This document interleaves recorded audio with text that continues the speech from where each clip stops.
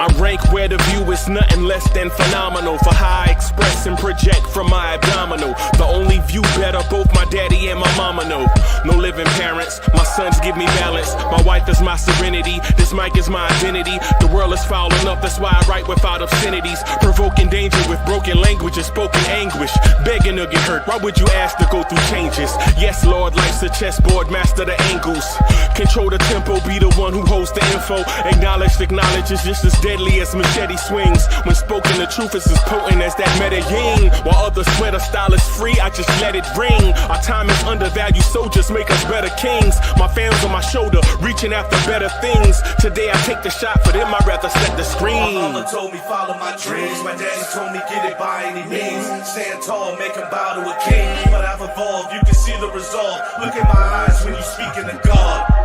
Life and for those who be caught up in using what I was scarred with the muse. I guess they call it proving I'm more than an artist. Pistoling out my darkest while sizzling out a harvest. And storing what gets me from A to B, just like garages. Instrumental with collages. Envision what I've been drawn. Broadway to give you rhythm like the great Lena Horne. So bent on, found comfort in the storm. Find peace and on when you see them others perform. Organized chaos, I'll cast it like hey ya. Yo, party people in the place to be. What's good? It's your number one Chief Rockin' Knicks Universe, your main man, Uncle Freezy. And welcome to the premiere Knicks and the Morning Time Show, the Knicks Morning Drive. Salute to everyone watching us on X, and salute to everyone watching us on YouTube. And salute to y'all. Good mornings, good mornings, good mornings, good mornings. Let me reposition this to see how this looks.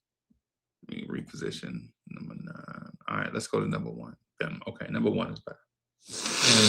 Right, salute. Jake, what's good? The original DSJ is in the building. Kambe Bob is in the building. Salute.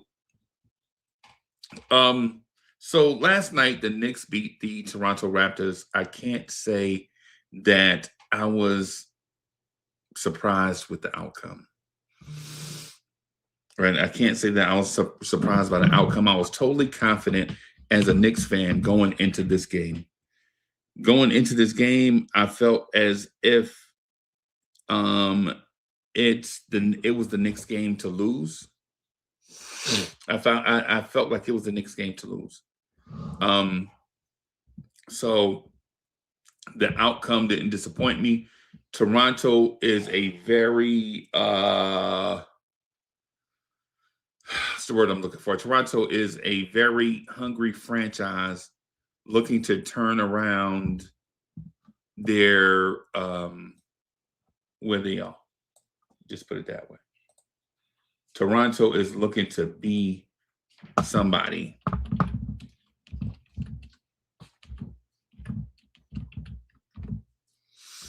Toronto is looking to be somebody. So I want to look at the standings.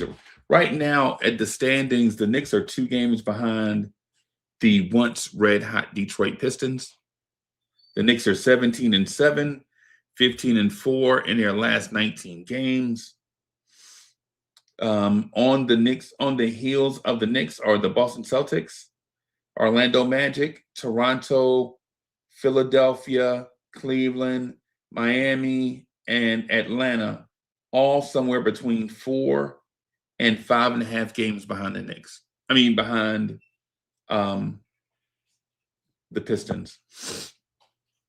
The cool thing about that is that these teams are going to start playing each other, and you'll start seeing that those games will start separating the wheat from the whey, so to speak.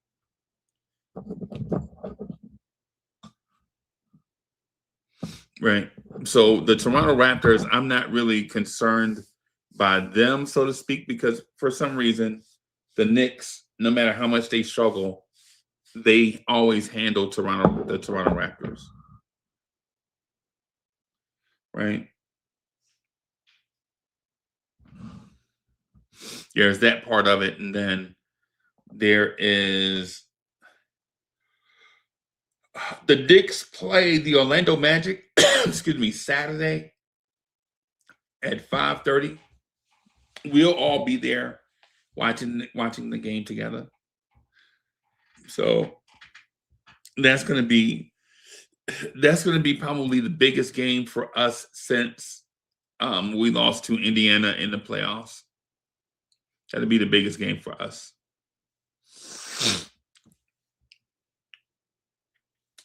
Man, look at that. Look at this. Man, I'm up here with dirty glasses. I'm too old to be walking around with dirty glasses. Anybody know the issue?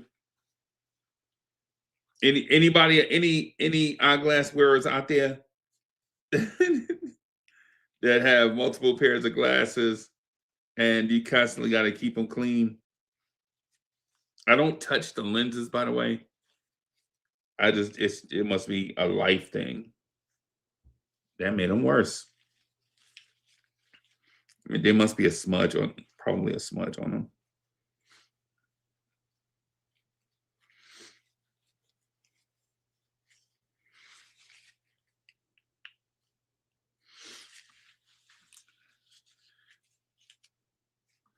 Salute to my guy Wiz. I see y'all comments, man. Salute to my guy Wiz. I'm gonna read a couple of the comments and stuff. I'm gonna read a few of the comments, but before I do that, I'm gonna play this just to get my energy up. Yeah. All right. Good morning, Knicks fans. Check it out. Yo, wake up, Knicks fans. It's time to rise. Large and tears, yes, the morning drive. Welcome to the show, always honest and true. Talking about the team, yeah, you know how we do. It's a new day, grab your coffee, let's flow. Cat in the building, Bronson ready to go. OG and McHale, this wing stop us for real. Orange tears, got the passion gonna feel. Freezy and the crew, we keeping it fresh. Breaking down the team, yeah, we know who's next. Do some Preston Riser, Josh hard as the glue. Got the fire every morning, bleeding orange and blue. Orange tears, it's a brand new year. Repping for the Knicks, no doubt, no fear. We got the squad, we making moves. Tuning every morning, yeah, we setting the groove. Orange tears, it's the Knicks we love. From MS Street straight to the sky above. Orange and blue, this gonna be our year. This is the vibe, it's Orange tears. We're breaking down the trades, analyzing stats. Dunking on the haters, bringing the Knicks back. Clyde with the suit, he's keeping it slick. Orange tears every morning, get you your Knicks fix. We go hard every day, another one in the books. Getting excited about our 3 new rooks. From the draft to the playoffs, it's some time to shine. With Cola, Capardi, and Dottier, the future's divine. Freezy and the fam, we call on the plays. Dropping knowledge on the Knicks, we here to amaze. You know what it is, subscribe and hit that like. Orange tears every morning, we taking flight. Orange tears, it's a brand new year. Repping for the Knicks, no doubt, no fear. We got the squad, we making moves. Tuning every morning, yeah, we setting the groove. Orange tears, it's the Knicks we love. From MS Street straight to the sky above. Orange and blue, you know it's our year. This is the vibe, it's Orange tears. Yeah. Big Paisan in the house. Come on. AKA Knicks Morning Coach Al Pika. Uncle Freezy. Peace.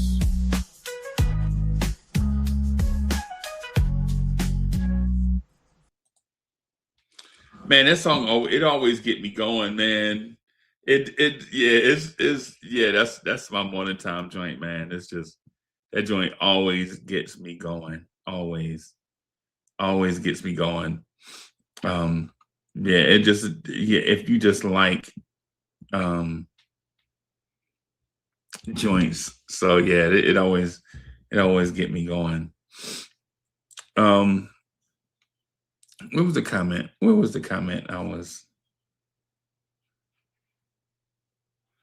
a comment that I wanted to talk about.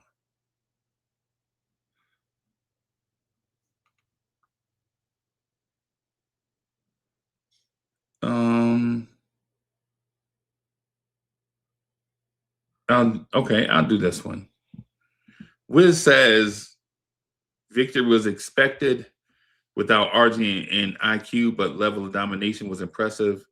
Herb Jones is being shopped, so I'm calling Leon Rose right now. What's Leon Rose? Leon Rose. I'm sorry. What's Herb Jones going to add to this team? Just asking. The Pelicans are trash. David Griffin destroyed that franchise.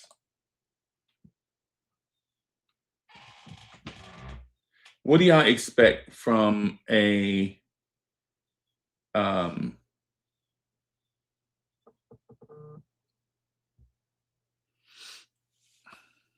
what would y'all expect from a Herb Jones?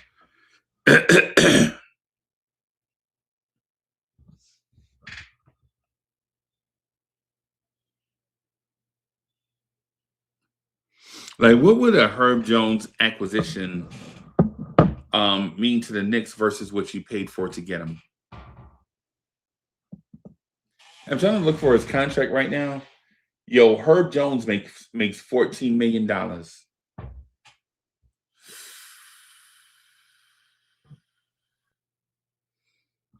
Herb Jones makes $14 million.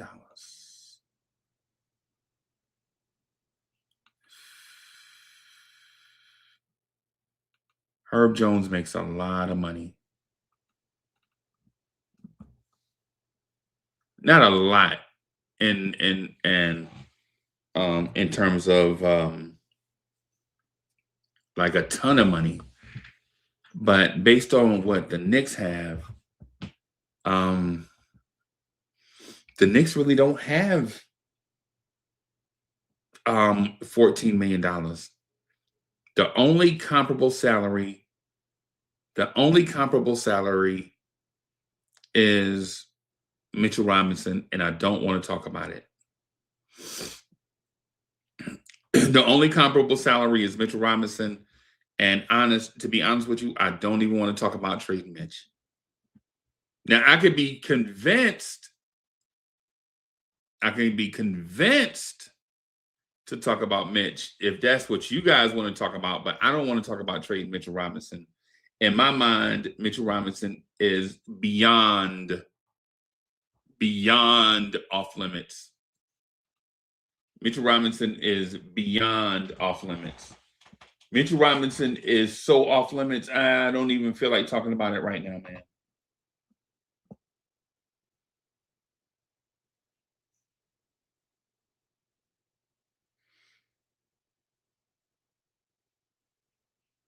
I'm looking at the Pelicans roster. Yeah, nah.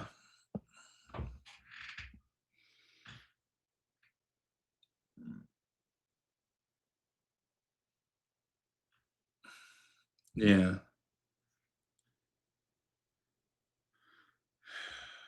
Yeah.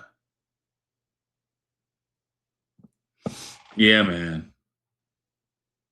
Hey, salute, y'all. I'm sorry, man. I'm looking at the Pelicans roster over here. I like Herb Jones.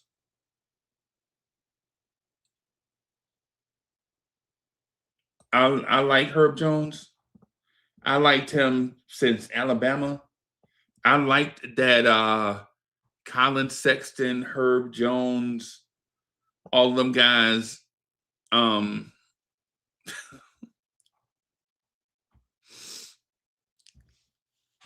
I like that Alabama team with Colin Sexton, Herb Jones, and others. I think what's the name? Auburn had some guys at that time too. I think Auburn had a guy named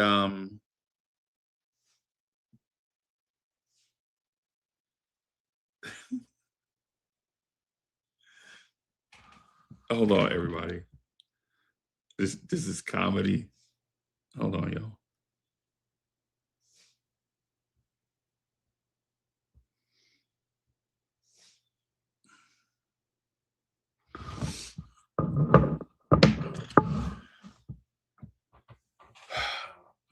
What does Herb Jones provide you that your current roster doesn't already have?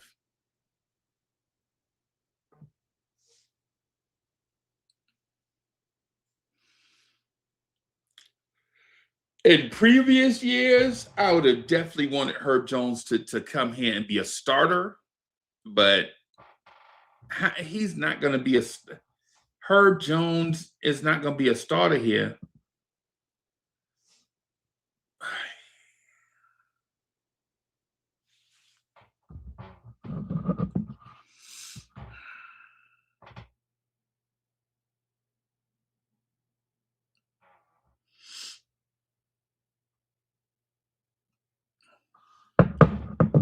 You feel me? Like, so the thing is with any trade scenario, okay, I see y'all. Okay, I'm back. I see y'all.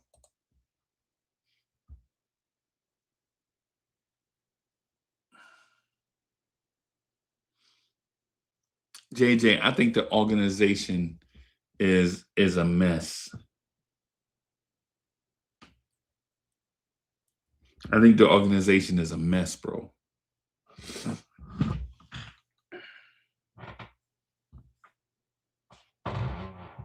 Herb Jones is playing terrible basketball. His numbers look terrible. For a stretch, he looked like he was going to be a piece, and then he just, I don't know.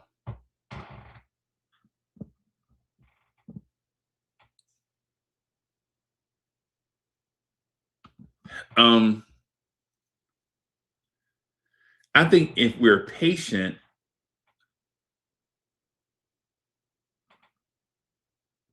if we're JJ, I'm trying to start the Mets channel. I'm just, man, just the time, man. Yo, you only get like 24 hours in a day, bro. When did that happen, man?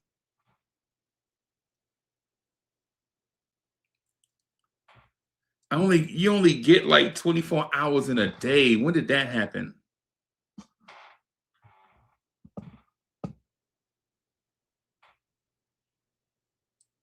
You feel me? I'm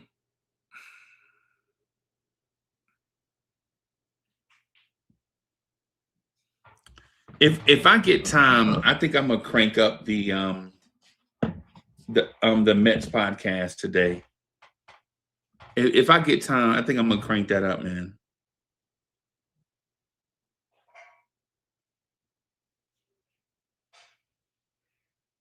Okay. Come on, said he never got it. What are we talking about?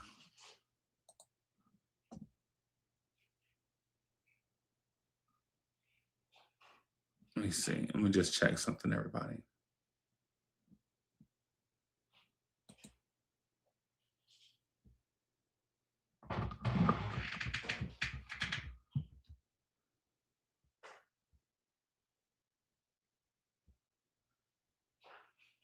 My bad, everybody.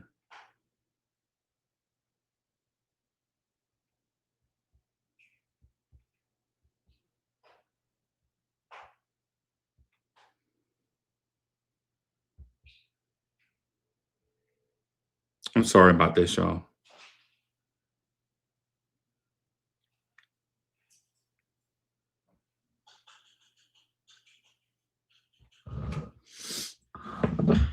All right, there we go.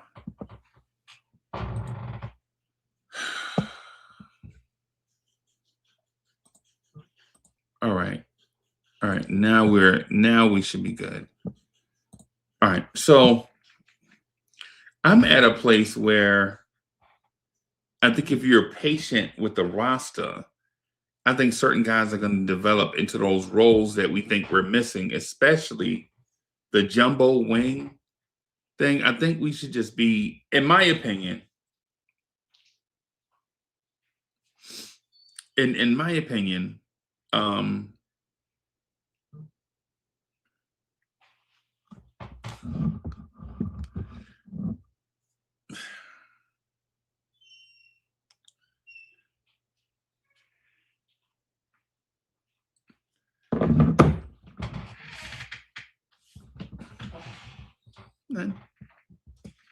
so in my opinion, if we're patient and we can wait on Diawara and Dadier, then I think we could probably be like,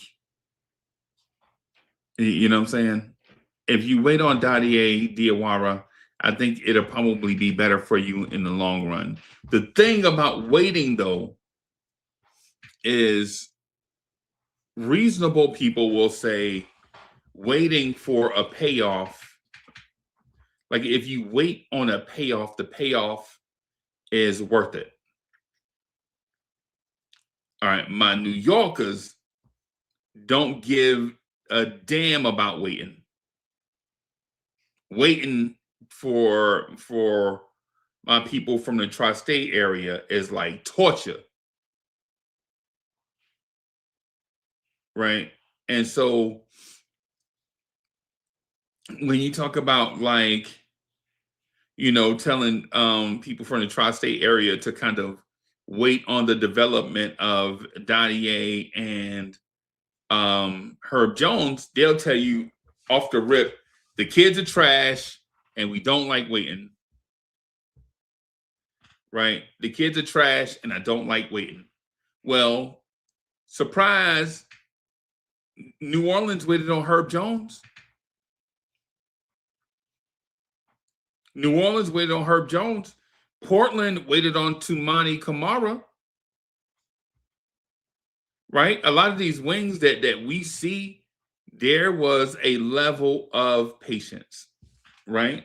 Like a level of patience. Like you legit have to, like, wings are not made overnight. Like legit, Toronto had to wait on OG Anunoby.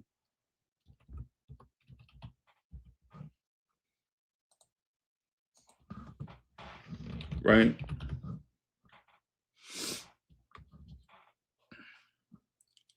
So if you don't want to wait, if you don't really, Knickerbocker Ave, I ain't seen Knickerbocker Ave in a minute. Salute. Okay. So hold on, bear with me, y'all. I have something rescheduled for later on today. I'm just trying to confirm that, and then a couple of other things. So I'm sorry about that for being distracted. Right. DSJ says, you mean Toronto had to wait on OG and Anunoby to get healthy? It's still waiting. It's still waiting. Well, regardless of the reason why you still had to wait. Right? Like right now, like I told y'all about Ryan Dunn coming out of the draft. Phoenix drafted him and they're developing him right now in everybody's face. And with technology kicking their butt this morning. No, man. Somebody gave me the wrong email address. I've had the same email address since you know me. What did you just press it? Because I put a K on accident. My big gorilla fingers mistyped it. No, man. I have gorilla fingers, bro. But, that too. Yeah, trust me. Yeah, and then plus two, an appointment that was highly important, was so important that it got rescheduled. Imagine that. I got you. Yep. So I had to work on confirming some stuff, man. Yeah, man. Yeah. So the Herb Jones question is on the table. I don't know. I like Herb Jones, bro. I like Herb Jones as a young wing, except Herb Jones is not a young wing. Herb Jones is 27. Yeah. I mean, part of his little bit of a downturn this year, I mean, it could be a product of, what's going on there right now, too, a little bit, Right. But, like I said, as far as I'm concerned, unless we can get somebody for pennies on the dime, I don't know, man. This chemistry's starting to look pretty damn good. Yeah. I mean,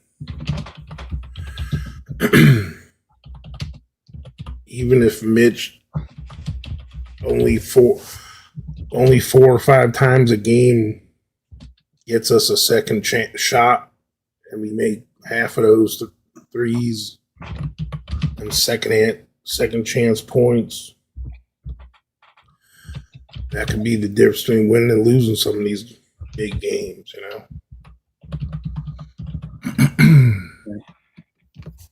Right. So, yeah, man.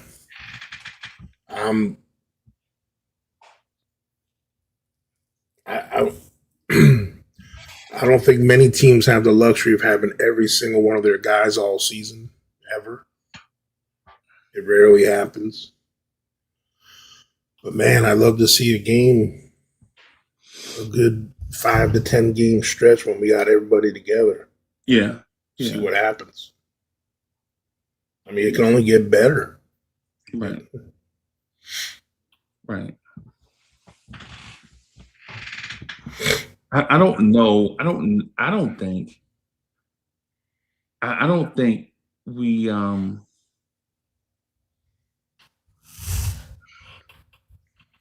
don't think the Knicks need anything, bro.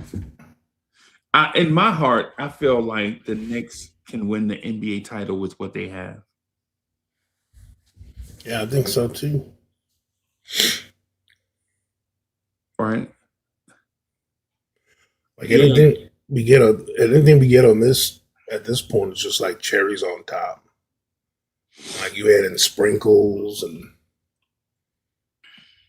I mean everyone loves a good hot fudge sundae, but you start throwing in some caramel and some of your other favorite toppings, it's even better.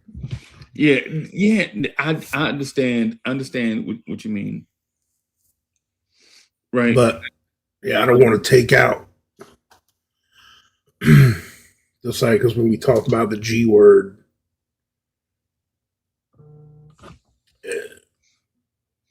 if it's more than a rotation guy or two, I'm not interested. Right. I'm just not.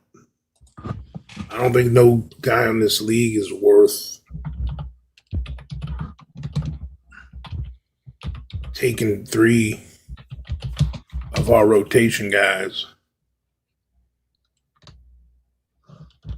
I mean, look how good we are right now. We're still learning the system. We're still learning each other under Mike Brown's staff. Right. You know, a lot of people, we talk about Mike Brown, but, we got the new shooting coach. He's, you mentioned him last night. Right. He's been a big influence on a few of our guys. I mean, I don't know if we're giving them credit for Josh and Mikhail's shooting and Bridges. I mean, everyone's can't be coincidence, bro. Yeah. What's weird is everyone's shooting's better except for Cat and Brunson's percentages, which they probably didn't work. They probably didn't work with them too much because they were already like, well, ain't much to work on with them. Right. But that's what we've been needing. Right. Because there's something I always say. Cat and Brunson going to get theirs one way or another. Right. What's going to make us a championship level team is our other guys. Right. When they go to the next level, easy peasy. Okay. Good morning, party people. Salute. I don't know what you're doing. I don't know what you're up to today. I don't know. It could be snowing in your part of America. It could be warm. But I'm up with the Knicks. Oh, yes, drive that shoulder. Yes, drive. Yeah, whoa, coach. Let me find out. You use a two-cheeker. That's a two-cheeker. I'm a two-cheeker. Yo, good morning, party people. I'm a two-cheeker just by my build, no matter what. Hey. Right. John Daly can hit it. the hell out the golf ball, baby. I just want to say good morning, party people. It's good to wake up. I owe some apologies to the network. Because Free Keith is one of my closest friends. And if you listen to him too much, sometimes you can get a little down. But you know, when I stepped away from the Kool-Aid and the water cooler and looked back, I was like, all right, maybe we aren't this bad. Maybe we shouldn't blow this thing up. Right.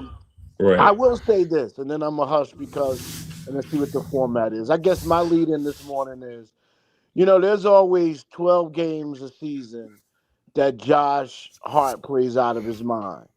And last year he had this 12-game stretch, and I don't think we lost 2 games during the stretch. And I went to my homies. I was like, Josh Hart is the modern day Charles Oakley. Boy, they stopped talking to me for a week, and then he went into a slump, and they started leaving. And teams started leaving. If somehow this Josh Hart comes every night, we win a championship with ease. So that's what I got this morning. I am worried about injury, but you're right. We gotta let this play out, man. I I don't see us blowing this up. I do see where Cat is getting his now, and he's um and he creates for everybody. And I think he comes up and he stops at the top of the key. Hey, yo, pause. Pause. What I do? I didn't even hear myself. Yo, hey, yo. What I say, Pre? I don't even know what I said. Wow. You making me choke over here. Oh, because it's That was no flag on the play. because I'm giving a positive Cat moment. No, I think you said something like. I know where he gets his at the top of the pause. Pause. Yo. Pause. Pause. Yo. Pause. Pause. Yeah, Pause. messed my mind up just now. Hey yo! I had to change the stand on here to X-rated for this. You almost had to put this on over 21 version. Not too friendly, huh? Protect the network. Wow. That was a dump. I was was going to cleanse myself in the length of a taco or something. Freezy's about to dump the whole show. You got to start film. You got to start filming on a 3-second delay. Yeah, like dump button. Yeah, man. I gotta go see the network execs at the end of the show. Yo, East Blue Drew, personal foul. There was something on the offense. I got the run in my mouth, boy. But I do see where, he follows the play. So we get it up quick, right?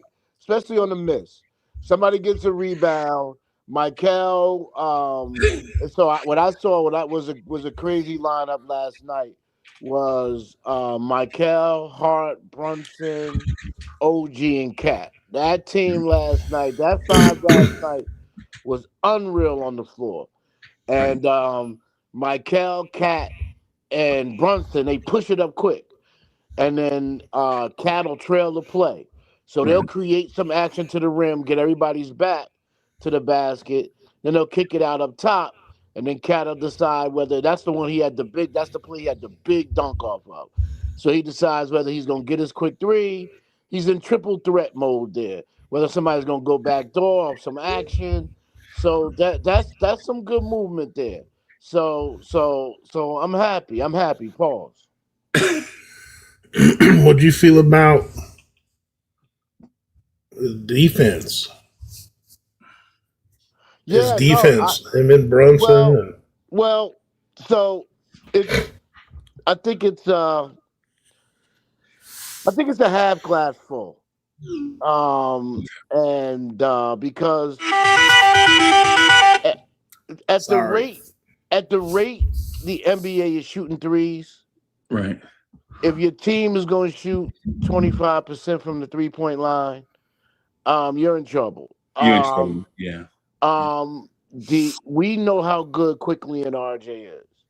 You talk about putting Quickly and RJ on the floor with Scotty Barnes and Brandon Ingram, and how good is your defense going to be on that night?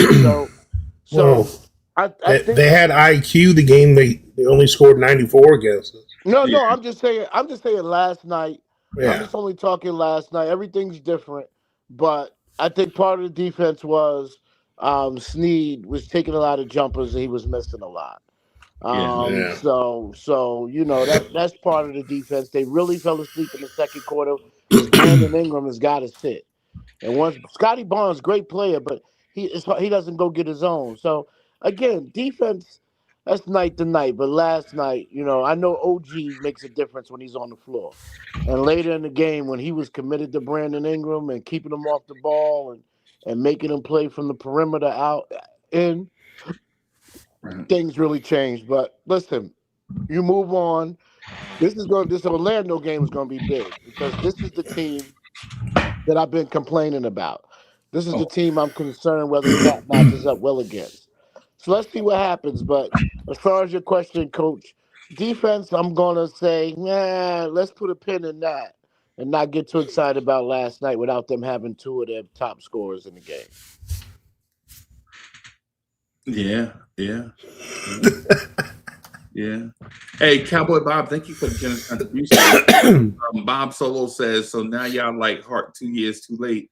Told y'all Hart with a 3-pointer, with a 3-point shot, value 5-6 shots, helps a lot. And also Cat dunking like a grown man, Brunson turnovers and come back, Brunson 2 and come back on defense to stop the scoring transition.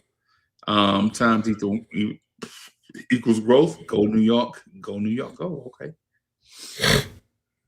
Yeah, Cowboy Bob, when you were saying that, doing this, right? Yeah. Like when you were saying that, Josh Hart was passing up shots. We knew that this needed to be other parts of it. Cat and Brunson, we already know. We already know what the deal is. We think you're right. But Josh Hart was passing up shots. We were watching the games together. Yeah, I remember when we was watching the game together, and legit, I would be like pulling out my hair because of yeah. His That Brunson turnover. his indecisiveness is what kills him, bro. It's like yeah. Josh is not a cerebral player. He's not a thinker. He's best when he just reacts and just makes a decision.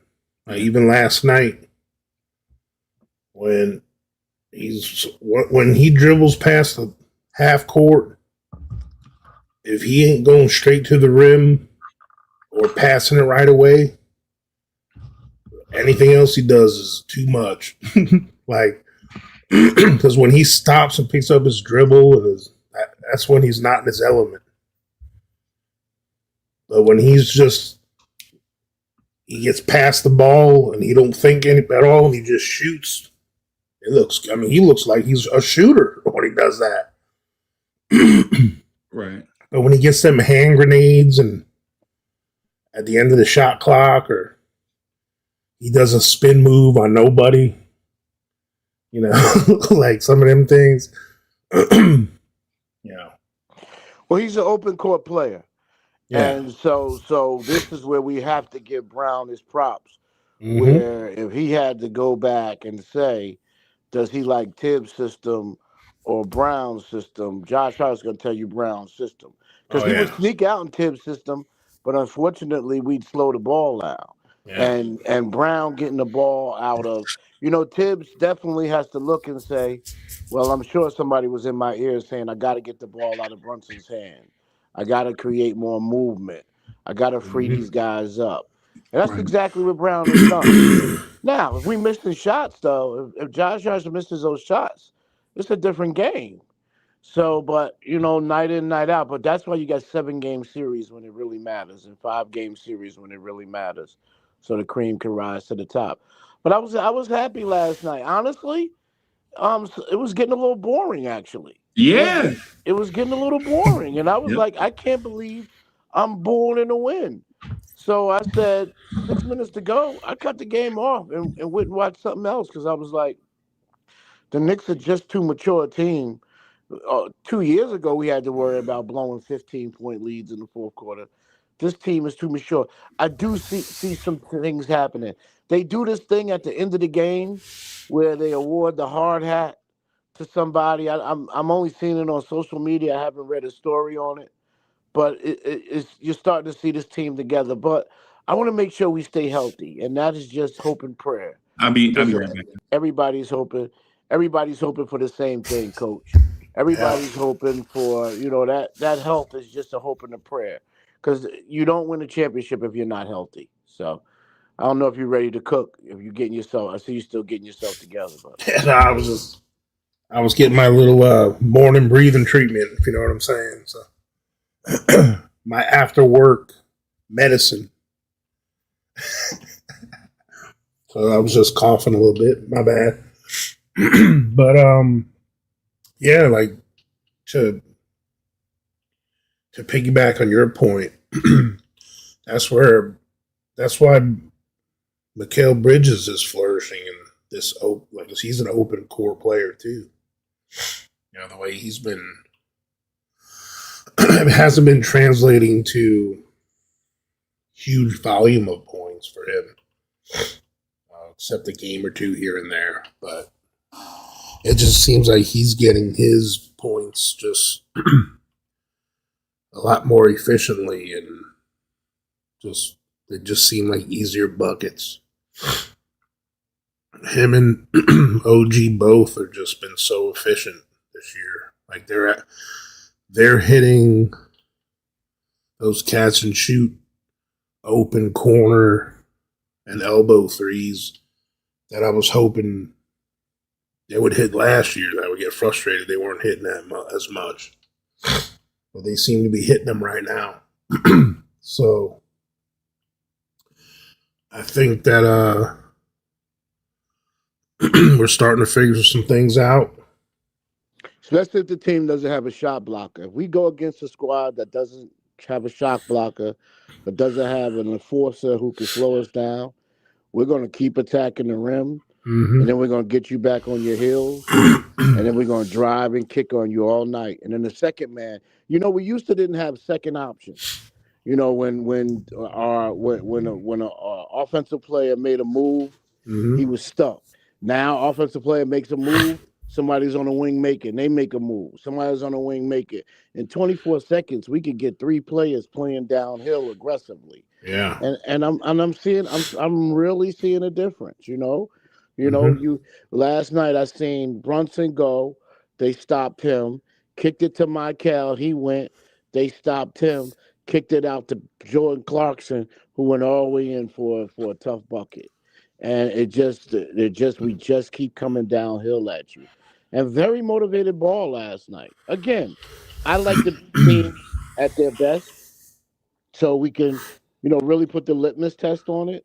But Right. this next game would be big. Now I don't know if Wagner will be back. I know it was a scare. It was nothing serious. No, He suffered it's against us last game, so I don't know if he'll be back Saturday or not. But I no, think, he won't be. It's I guess they're calling it a high ankle sprain. So that's oh usually a yeah, few weeks. that's 2 to 3 weeks. Yeah, Yeah. Which is that's that's what they said about Deuce too. Deuce has got a high. Yeah, but Yeah. the thing is, man, the way they built, we have a hard time losing Michael or OG. But if we lose Deuce or Clarkson or Shamit, now Shamit looks like, so I think we got Deuce and Shamit out. So that's why I say injury is scary. But we could lose one of Deuce, Shamit, or Clarkson, and you wouldn't even know. They are Right. real. The three of them are plug and play. And if they're all three is healthy, somebody's going in fresh because they're just not going to Hmm. see a lot of minutes. Although Kolick did come out last night, I'm seeing growth in his game. For the most part, I like what I saw, but I always also like to leave a town and give people their props. And Toronto's put together a good roster, man. Oh yeah. They put Well, together a good roster. They I don't know, is Missouri still up there? I don't know who's up there, but I just don't. I'll be honest. Any team building, I wish our shot blocker was healthy, and I do see Mitch. He looked pretty good last night. So you never know what we're gonna get with Mitch in the playoffs if we can get him there. But because he's also he's one ankle sprain away from being out 3 months, and yeah. that's the only fear. But I just don't know how teams aren't building without shot blockers and big guys. I don't get it. So because they're hard to find. If I'm Toronto, I'm trying to go if the what you call it blows it up, and I'm gonna talk about that this morning too. The Giannis trade, because I just want our fans to be a little realistic. I think a lot of our fans are seeing some good basketball, but think Giannis is coming through that door. And I live in Milwaukee. I should probably dox it myself, tell too much of my business. But so I get to hear the local radio. There's no question that if this blows up, the fans want a total rebuild. They want Portis out the door. They want Mm-hmm. Miles Turner out the door. They want Kuzma out the door if Giannis goes. So this is a team not trying to take back some $200 million stars. This is a small market, so you got to know. And Giannis doesn't have no trade clause, and he still's got years on the contract. So a team will take the risk and rent. Giannis is going to be professional wherever he lands. So they may not resign him, but a 2-year, 3-year rental. Giannis has got a 2-year contract. So two, at least two, maybe two with an opt out. So you're getting some years on him. He's not dictating because he says New York does not mean he's coming to New York. I want them to understand that. But back to Toronto, and any other team, I don't know how they're building without Mitch. So I think that's when in the playoffs it'll make a difference and our size won't matter. Pause. Pause. Yeah, that's something where we always bring up that we're worried about our size when we play bigger teams. But I said this last night. That Toronto starting front court is huge. Ingram, Barnes, and Podol. That's one of the biggest front lines in the league. And we didn't seem to have a problem with them. Now, Barnes and Ingram, they're not built like, some of the Magic bigger guys. They can be pushed around a little bit by smaller guys, I think. But as long as OG is there, OG and Mikhail and Mitch, I'm not worried about any teams. Because OG and Mikhail can defend guys taller than them. And especially with Mikhail's wingspan, he's 6'6", but he plays like he's 6'8" on defense. Just because them long arms he has. And with Mitch, I think I think he's feeling better because he started doing something last night I hadn't seen him do since he was a young player when he was healthier. And he's getting fooled on the pump fakes and jumping, bro. He did that a bunch. He hasn't been doing that for a while, but Yeah, he's afraid to leave his feet because he don't know how you're gonna come and he can't. yeah. I will say this about Mitch. You've been out with an ankle injury. You can sit at that free throw line and shoot 1,003 free throws a day with an ankle injury. I know. And I don't understand how he's been out all the games he's been out the past year, and shooting 17% from the free throw line. That's pathetic, and that's going to be problematic in the playoffs. Yeah. Because if Cat's in foul trouble, and we trying to get some time with Mitch, especially you want to rest Cat the last few minutes of the first quarter, the last 2 minutes of the second or the first and third quarters, you want to be able to rest Cat. And Mitch, that hacker Mitch, man. Yeah, man. And I don't want the NBA to take it out the game either. Yeah. If we got an asset that we can't manage, but he's shooting 17% on the season. Shaq didn't shoot that damn bad. The only part I want them to adjust on the hack thing is when it's like an uncommon foul off the ball. Like that needs to be ref differently. Like to me, that it's literally a they're fouling on the thing about fouls in the NBA. Fouls, you're not supposed to try to foul. That's called a flagrant foul. Like if you foul on purpose, if you read the letter of the law, that's a flagrant foul. You fouled on purpose. If you are trying to block somebody or steal somebody or defend somebody and you happen to bump them or hit them, then they call a foul. Like you didn't mean to foul them, you meant to block the shot. So to me, that's not a basketball action. Like fouling someone off the ball, like just grabbing them. Like to me, that's a flagrant foul. Well, remember, flagrant it's an intentional foul. But remember, flagrant is you're going to the hole or somebody hits you in your face. Remember, they're trying to protect the head area. So from the definition of the NBA's definition, so me and you disagree right now. Because that's what I'm saying. I don't mind if the NBA don't change it because we don't get to see it, but they score a bucket and they want to stop us because they got to score a bucket first, right? Or we get a rebound and we're about to go on offense. They're telling the ref, somebody's telling the ref, I'm going to foul him. I'm going to foul him. And so it's very intentional, but it's not flagrant, right? By the terms of the NBA, right? But I hear what you're saying. It's very intentional, and it's not part of the basketball game. Right, but in the English vocabulary, flagrant just means you meant to do it. Well, then it's an intentional foul. Then intentional. Flagrant means there's some intent, some ill intent. Right, you want to harm somebody. I understand that. Yeah, ruling, but then I feel it should be. But I feel if you foul off the ball, that has nothing to do with the basketball play, then it should, and you're doing it on purpose. It's an intentional foul. That's just. What do you want?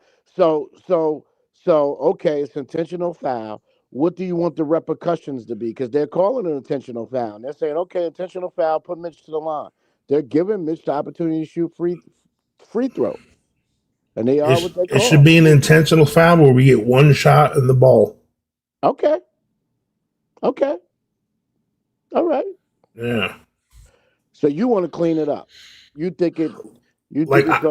I don't mind if Mitch gets fouled on purpose when he's in the paint and in the middle of a basketball. And you're going to stop a dunk. And you're going to stop him from dunking. If you're going to foul him on purpose, that's a basketball play. It's in the process of the play. So, but like the one last night when the dude Mitch was like running down the sideline to the corner, 3-point. Mitch was running the coach. Mitch was running away. Yeah. Mitch was trying not. But he shouldn't have. High seat. Mitch played high seat, coach. Yeah, he was. No, I got a surprise for you. But anyway, like, he should have stayed in the back court. Yeah, he should. Yeah. Why are you running towards the defense? Make the defense run always. Could you? Yeah. And then we can take the ball. They got one less defender. Right, and this 4-on-4. Yeah. Yeah, man. But Mitch wasn't thinking, bro. He was thinking like, damn, they're going to foul me. That's what he was thinking. Like, that's how I would coach it. Yeah. Like, I would be like, all right, Mitch, just wait behind the half court. And then once they send a quick guy, because if they send the guy that's going to be defending him to foul him, a big dude, there's no one in the paint. Just let Jalen just drive to the hole or Josh or whoever. Just eat. Yeah. Yeah. Because their big man's out of the paint. Or if they try to put a little guy on him to go foul him, right? Then you can just shoot it or whatever. Yeah. Yeah. Now, because if they send a little guy, now Jalen Brunson can dice up their big man from the perimeter. Right. Ain't no big guarding JB, period. No matter where he is, but let alone on the perimeter. But that was just that one play, though. You know what I'm saying? Yeah. So. But man, I would like to see the stopwatch on that one free throw he made. It was like the fastest from the hand in the basket I've ever seen on a free throw. It was like a line drive, just went right in there. Threw a slider. That man threw a slider in the basket. It was brutal. Yeah. It was brutal. A couple went in and out. But last year he had a little more art. Yeah, it was like who's working with him. I don't know who's working with him. You know what he does? G.I., you'll appreciate this as like a golf reference. You know, like you're sitting there and you're doing your practice swing. You don't swing too hard. It's perfect. But then when you go to hit the ball, you don't swing the same way you did on your practice swing. Yeah, Tommy Tempo. We Tommy Tempo is what we call it. And Mitch does that. Like on his little practice ones, he does the motion like he's going to do that, lift it a little bit. But no, as soon as he grabs that ball. Yeah. Coach, and I do that. I ain't gonna lie. I'm the worst at this. I do that when from about 30 yards away when I want to get on the green, right? I don't want to putt. I want to chip up by the hole. I try to get it, like if I'm off the green, I try to get it within 10 feet. Right? Now, that's crazy. If you can get it within 10 feet, if you're a guy like me, like a duffer, like I'm a duffer, right? I'm not a professional golfer, but I try. And so sometimes, you know how you sitting there, you got your thing and you just like rolling the shoulders, you know what I'm saying? And then, man, you start your swing, right? Because no matter what, you're still supposed to finish high, right? Do your finish, your high finish. You know, you maybe if you need to get less distance, you go back a little less, but you still finish your swing up high. And so Mitchell Robinson free throws is like how I chip. Right? Like I'm the guy that I'm always 30 feet away because I'll chip from 30 feet and my ball will hit the green and start rolling real fast. And guess how far away from the cup I am? 30 feet on the other side. 30 feet on the other side. Right? Yeah. You know what I'm saying? And so I understand it. I understand it. Hey man, I'm looking forward to Knicks freestyle today, bro, because a lot of things happened since last week. And I know, and I have a sense. My man is not going, if y'all can forget it, he's not going to, he's going to stay the course. He's stubborn. So expect him to be arguing tonight. He still wants Cat gone. We're going to call that the Cat Freestyle Show in a second, bro. Maybe we can get a topic. Maybe we can get him on another topic. That's why I told him I'm going to change his name to Free Cat. Right. Right. Yo, here's my surprise, everybody. Yo, Jay, what's good, bro? Salute, man. Jay, good what's to see up, you, bro? bro? My name is Ghetto Intellect. Nice to meet you, man. Pleasure, man. Chosen one, brother. How are you, brother? All right, chosen one. Yeah, All man. right. Yeah, man. I'm excited. I'm excited, yo, because I get people hit me up all the time, and I know y'all gonna think I'm shooting gas, but I don't care about what people think, right? Yeah. People hit me all the time, like, yo, you know what would be dope for your show? If I was there and you let me host. Like, Yeah. But now, nah. yeah. You know. But then is when you look around Knicks universe and you see certain people, you're like, yo, this dude actually thought about what he said before he said it. That's how I feel about Jay the Chosen One, right? He got like, good vibes, you know what I'm saying? Yeah. Like he actually thought about what he said before he just spewed off something crazy. And right? the other thing about Jay is, you know, he'll have a strong opinion about something, but like he'll listen to what other people are saying. Yeah. And like he'll actually come back and be like, you know what? I just heard you talk for a little bit, and you might be right on that one. Like I've heard Jay do that a bunch of times. Yeah. Just so you know, Jay, the Chosen One's usually on Ron's show. He's a regular panelist over there. How's Ron doing? Yeah. I ain't Yo, seen Ron in a long Yeah. time. Send him my love. you can hear me well. I can hear you. Yeah, we hear you. Yeah. Okay, I'm sorry. No, go ahead, brother. No, Chosen one, just tell wanna make Ron sure you you met hear me Ghetto well Intellect. because, Send him my love, bro. Yeah. I'm hearing it. I'm hearing it come through. Oh, I got it where it was. Yeah, you got the YouTube open.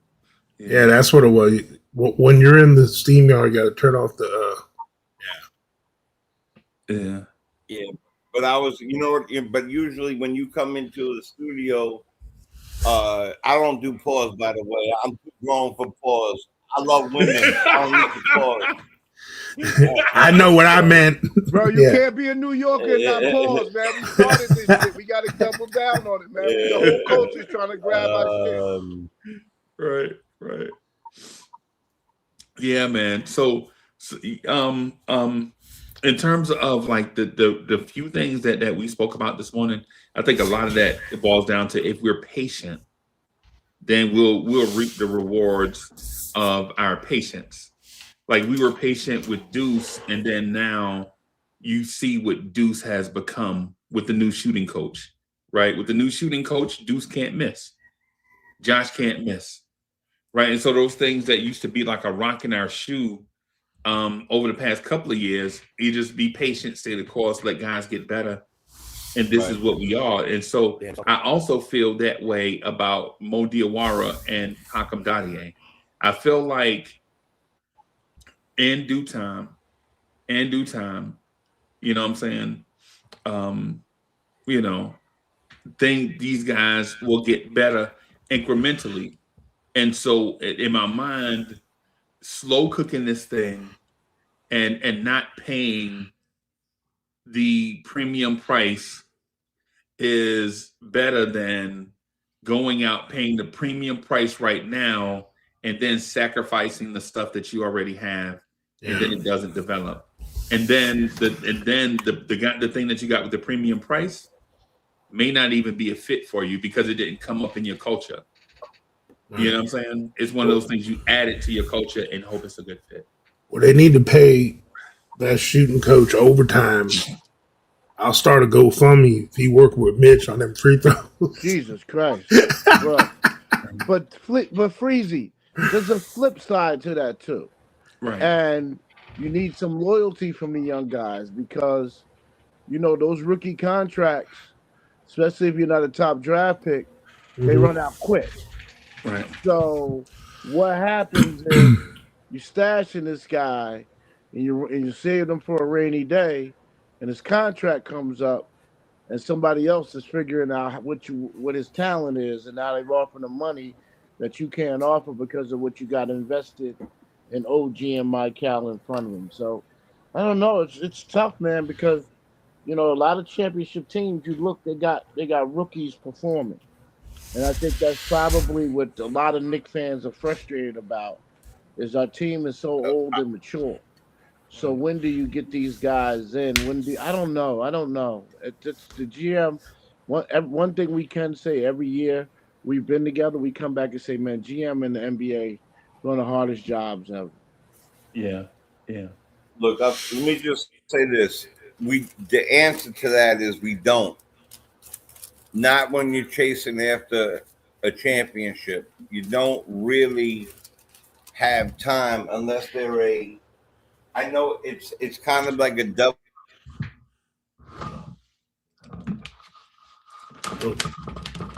Jay froze on us. Right. He's about to say something hot too. Yeah, there he is. There he is. Hey, say that. I don't know what it is. You know what I did? I had a race. I was working on something for StreamYard to start something new, and then I think it picked up when I put it in. I didn't do it on my phone. Oh, I got you. Yeah. I hope it stays that way. If not, I'll log in on the phone. So you cut off on that part where you would select. All right. So the answer is that they don't. Not when you're chasing a championship. They don't. They're not. Unless we may have a diamond in the rough. We may have But unless you know for sure that you have somebody that is going to impact your team on a major level, let's say the New York Knicks, what's our biggest problem? For me personally, our biggest problem is we don't really have a four. We don't have a four. We don't have a stretch, two-way, defensive, get you buckets, drive to the lane, and we don't and our centers or whatever you want to call Cat. I guess it was a center. I mean, Cat. He's a power forward center. Mitch is a non-offensive center, and for a while now, he's been playing that odd. I mean, the last couple times he did a couple like 20 minutes and stuff like that, but he's been playing that odd 15 minutes if it's back to back, not playing the next day. So someone like Diawara might be a really great option if our team allows them to have more than a minute. I mean, what it does to a psyche, it's almost like college football. Think about this. You got the top 10 best teams in the league, but they play in Appalachian State. And there's a kid in Appalachian State that might be really great, but you run them over 75-0. His psyche gets shot down. You put Diawara into the game for 1 minute. He does one thing wrong, you out. Right. So the more we do that to these kids, we're not. I just want to say a couple things. We're not in develop mode right now. That's obvious. Right. We're too good to be working on projects. Like if we were only six, too. I think that we're too good for that. Like if we were only 6 or 7 deep, then I say give them a shot more often.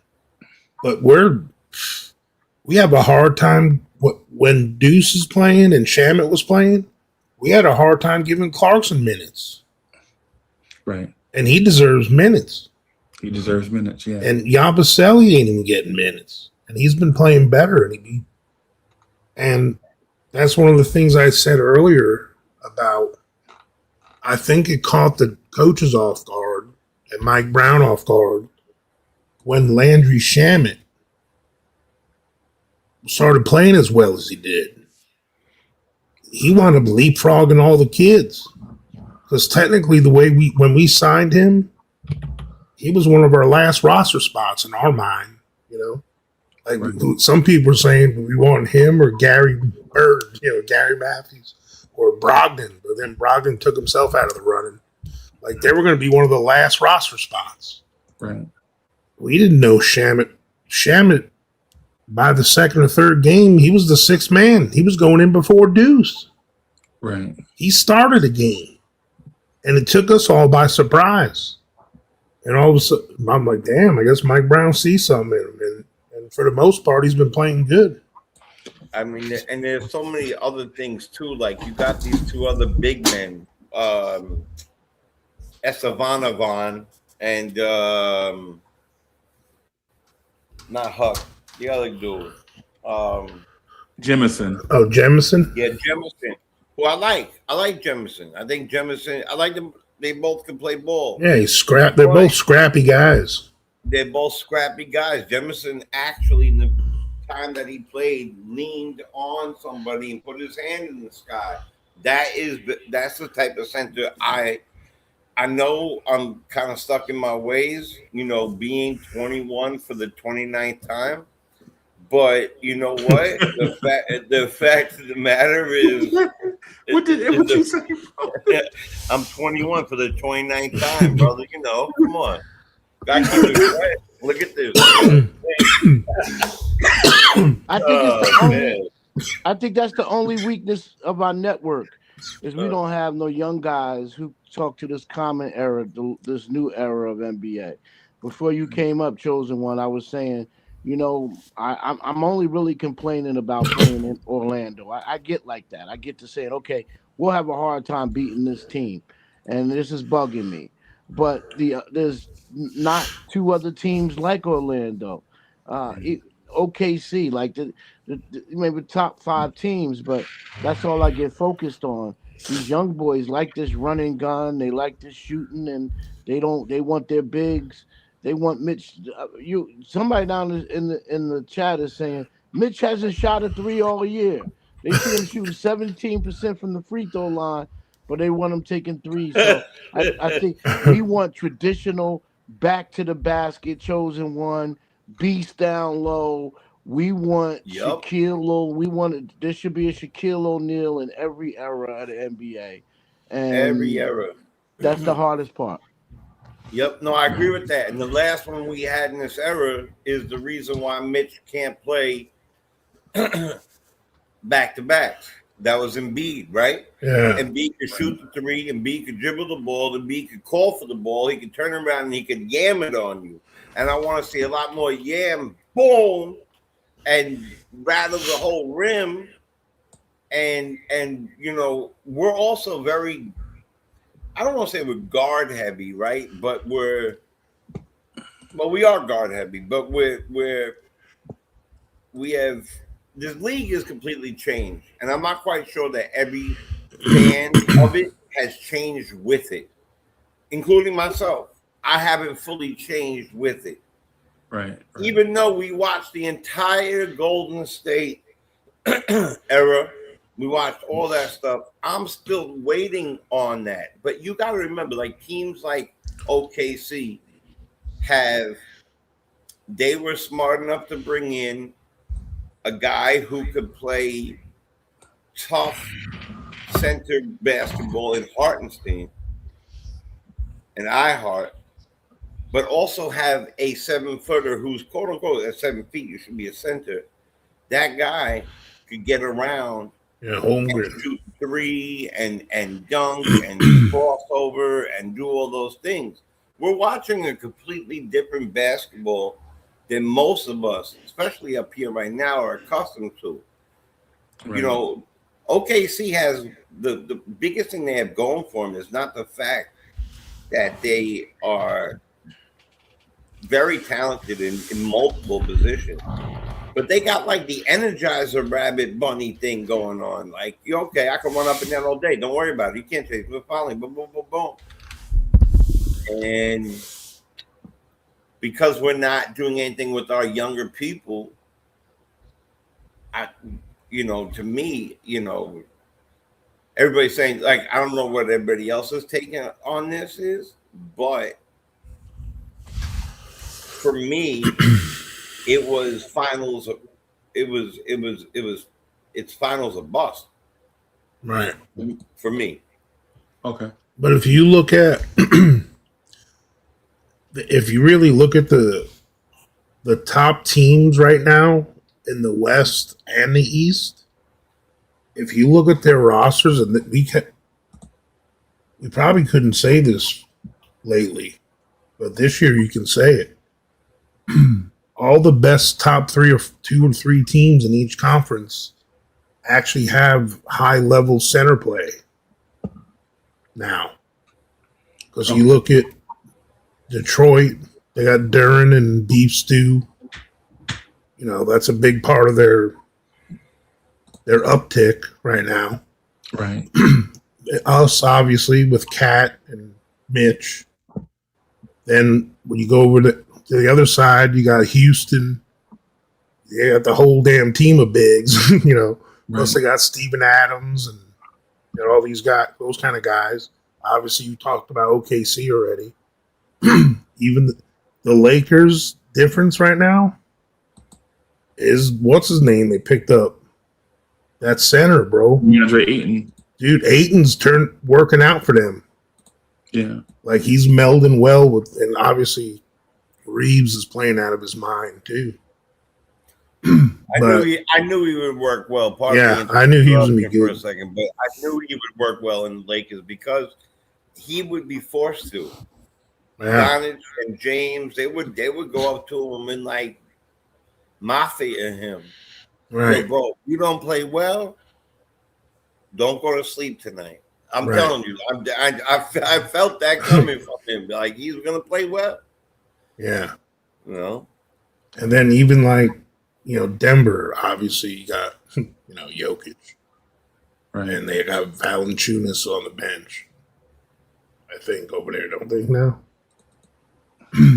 And then, in Denver, they do. They have Valanciunas yeah. on the bench. And then they got friggin', then you're talking the Spurs, and they got Wemby, and they got that kid from Cornet's been playing great for them. Former Knick legend, Luke Cornett. Oh, yeah, Foreman. Yeah. The alumni, welcome back. Bro, imagine him coming off our bench right now. Yeah. No, listen, he took it to us when he was on Boston. Yeah. Right. He would have been perfect. Right. So that's what I think we are lacking heavily in. We need, because one, the really weird, sad part, I don't know, sad, like it pisses We only have a rim protector every other game. Right. That's number one, a rim protector every other game. Not every. You know what? I was schooled because I kept saying that. It's not every other game. Right. It's every other back-to-back. Right. Right. Okay. Because I kept saying it off the charts on Ron's on Saturday. We can't get him to play every other game. He plays only 15 minutes. Blah blah blah. Great. He gets 16 rebounds. But the moment he gets an offensive rebound, he throws it out. Why not turn around and yam that thing? Right. Yeah. I watched Steven Adams the other day. Yeah, he does it. Mitch is constantly compared to who? Steven Adams. It always is. Oh, they're the best offensive rebounders. They're the best this, that, and third. Steven Adams, freaking the guy who looks like Superman's enemy from the original Superman. Yeah. Right, gets up there, grabs this offensive rebound, takes one step left, turns around, and I'm telling you, he almost brought the backboard down. And he is playing. He's been injured for 326 years. So I think there's got to be somewhere in between. I think I agree with that with that, Rex. I like Huckaporty's rim protection, but then after that, what does he do? What does he do great? Right. I think Huckporty's going to be a specialty player for us. Like when you bring out a special, if you're going against a right-handed heavy team in baseball, you bring out that lefty that always gives them problems. Right. I think Huckporty might be our Orlando medicine. Because I think Huckporty flourishes in more physical style of play. Like Huckporty's not built for the finesse game we play. Okay. Like I think Huckporty, now he's going to get a bunch of fouls real fast, which is fine. But I mean, that's cool. And he's a finish. Like, you want to talk about someone that will dunk by the rim? That dude will. Yeah. Huckporty. He can catch a pass and not bobble it. That's another thing I noticed about him. Yep, he can catch a pass. That's for sure. You mentioned something earlier, Freeze. You said you were talking about the star of the show, Herb, right? Right. Like what would Herb? What could Herb do for us? Right. Herb Jones, right? And I do agree with you that he is bringing in essentially another OG McHale mix player. Right. So that's really not. I'm gonna tell you this: if he was 6'9", 10, I'd make that trade. I would make the trade. Yeah. Because now you have your bigger player, guy's going to get you some rebounds, guy who's going to get you some points, guy you could throw an alley to, a guy who can do all that stuff. It's not 6'9". He'd have to be 6'10" or better, but he's not. And he's more of and he's more of a guard wing than a forward wing. He's No doubt closer about to it. he's closer to Mikal Bridges Yes. type wing than he is OG Anunoby type wing. Yes. That's The why. OG Anunoby type wing for them is Trey Murphy, Yeah. right? Right. So Right. I'd rather have like, but Trey Murphy's still only 6'8". Like we're I still know. like barking up the same tree that we're taught. Right. We need a different tree. We need a whole different bark. We need a whole different everything. And how many like who's out there that we're actually willing to I want to get that Sohan from the Spurs. Sohan, that's my guy. I want to get that Wemby from the Spurs. I bet you do. Yeah. Who knows? I bet you do. Yeah. I'll talk to San Antonio. They'll hook us up. Between him and Mitch, we'll have a whole player Yeah. with the games played. Right. Oh my god. A whole season of minutes. Yeah. Now, I agree with the premise that you're saying, and if we're just merely just speaking basketball stuff, not Right. who fans like or dislike, and not like the talking imaginary cap situations. If we're just merely speaking about the basketball stuff, then I agree with you that Mitchell Robinson and Karl Anthony Towns need a guy that when they evacuate the paint, another guy can rotate in behind them and be their protector, have their back. Yeah. Right. Like Beef Stew is for the Pistons. Right. He's And- that perfect 6'8", 6'9" guy that can protect the rim still. And he plays like a 7-footer. Right. Right. Not like OG doesn't. Right. OG plays. Yeah. Like Jared Allen. But you don't. But at the same time, we don't want OG trying to play like Charles Oakley, right? We don't want OG doing that, right? Because those type players get injured. Like how, like y'all notice, like when we talk about guys, those Bulldog guys, then we also talk about how many games they miss. So we don't want to put OG in those situations where he's gonna start missing time because of jammed fingers and elbows and shoulder sprains and coming down on top of somebody's foot and all that. You don't want a guy like that. If you want to go get someone. Oh, you mean like Precious Achua? Yeah, I'd love that guy back right now on this team. Right. Ideally, in a perfect world, coach, it would be Yabusele, right? Yeah. But Well, he's that's exactly what I was thinking. But he's not that guy. He's shorter. He's 6'8". Yeah, he doesn't have that. He don't. Yeah, he doesn't have that verticality to jump and block a shot. And his instincts aren't there, bro. His instincts are to be an offensive player with handles that can stretch the floor, get hot from. His instincts is to be a Nas Reed and not a Rudy Gobert. No doubt about it. And to be a 3-point big man. Like he thinks that he is legitimately. Well, I don't know what he thinks he is. I don't want to indict the man just because he's not doing whatever. The fact is that when you're that big, you got to be able to do a handful of things. Set a good pick, grab a good rebound, get a good putback, get a good, you know what I'm saying? Do all the intangibles. That man should be at his weight knocking people over to grab 7 rebounds a game. Just 7. But you know what the irony is? Yeah. The irony is when Boston drafted him, when they drafted him and Semi Ojeleye,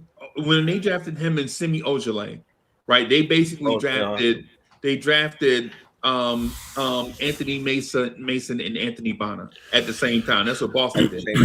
Basically by grabbing those two guys because they didn't have those two guys. So Yabusele came into the league as that guy, and people were like, "Hey man, what do we do with a big man that can't shoot and won't shoot?"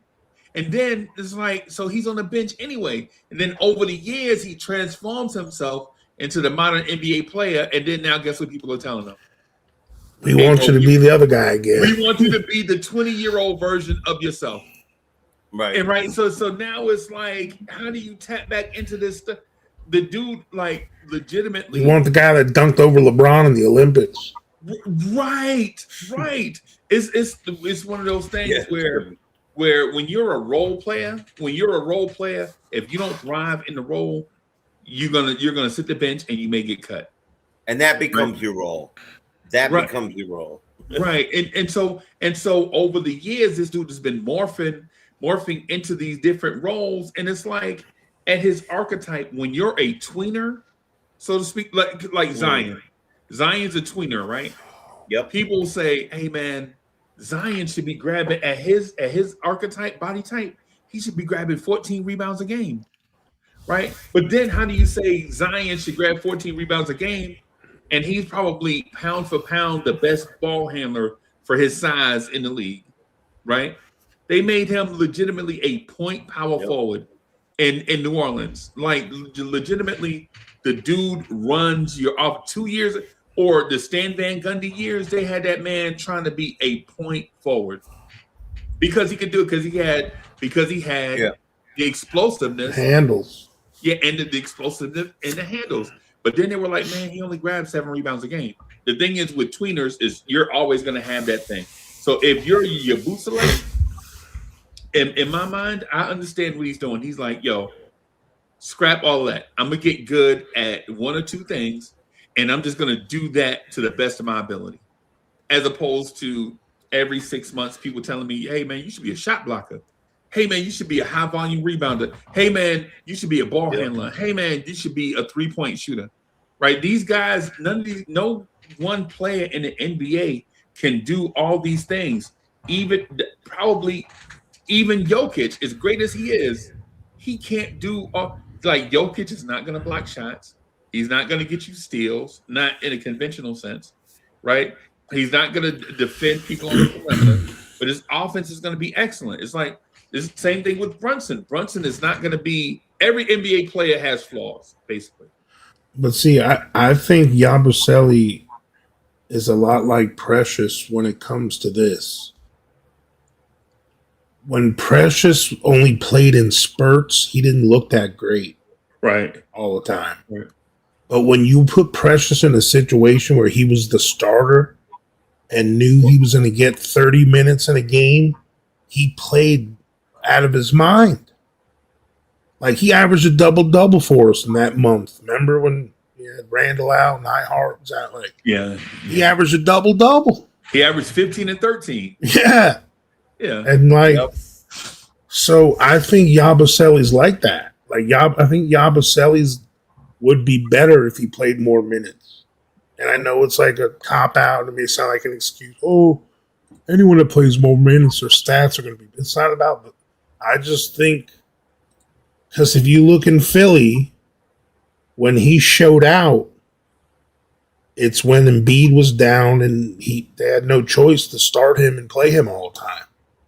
And then all of a sudden, he had some worth, you know. Right. He showed some things he can do. When he plays for the French national team, he's one of the guys over there. He's always playing, so he looks good, looks comfortable. Right. Now it's like you don't know if he's going to be in for 2-3 minutes, or it's hard to get. Some guys aren't instant microwaves, you know, Right. kind of guys. Some guys are fucking, excuse my language, they're crock pot guys, you know. Right. Some guys are microwaves. Some guys need a little time to brew a little bit, you know. They're scratching the rocks together to get the Yeah, to get the fire going. Instead of grabbing a lighter, they're sitting there with. Yeah, they got a lighter in his both pockets. You know somebody who's just like that. Cooper Flag. Right. You know, the man is. I believe he's 6'9", reportedly 6'9", but he is running the offense, and because he's running the offense, I believe his offensive numbers and his rebounds are excessively low. And if you look at him when they show you what he is, like usually somebody will say, Jalen Brunson, guard, just guard, or maybe PG. It depends on what they put up there. When they show him in the game, it says PG, SG, F, you know, like center, like coach. Anyway, he has too much responsibilities, and because he's doing that as a kid. Right now, the young man is scoring 17 a game. He's got 6 rebounds. That's 6'9", 6 rebounds a game, and he's Right. running your offense with only 3 assists. He doesn't know exactly what his role is in that particular situation. Right. So I think that I think the way to get Yabusele going is to make him like a real. It's so hard to make Yabusele. The difference between Yabusele and like Jordan Clarkson is we know why Jordan Clarkson comes in. He plays a similar game to a lot of our guards. He could shoot. He could get to the basket. He could, what I'm saying. He plays tough. You know what I mean. He might not play the best defense, but he will chase after you around the entire world, right? Yeah. Yabusele has three possibly great things that he could do, good things that he could do, and he's choosing to do 3 other things. And that's because I agree. That's because his daily usage is so Erratic. It's so erratic that he doesn't really tune in to like his best maneuvers. And it's funny, he doesn't have a defined role yet on this team. Right. And that's the same thing that happened to Bridges last year. Right. I watched look at Mikhail this year compared to last year. Oh yeah. Mikhail came over last year and he said, "Oh my God, what am I supposed to do? I was the number 1 guy in this other place. Now I'm over here. I'm the 4th guy. Am I the 5th guy? Am I the 8th guy? Am I the 2nd guy? Who am I supposed to be?" And now he just says, "I'm supposed to be Mikhail Bridges." Yeah. Right. This is what I do. I play defense. I might get you 15. I might get you 20. One good day, I'll get you 30. One bad day, I'll get you 8, but I'll get you 7 steals. So he knows where he's at now. This brother doesn't have that. What's the word I'm looking at? The confidence to be something yet, and he doesn't. And that comes from not only his erratic play, but the coaches, like everybody. You might not think this, but everybody needs to be like wanted or oh yeah, for sure. Or like, no doubt. Applauded or whatever it is. We all think we walk around our chest puffed out and all that other stuff. It's all nonsense.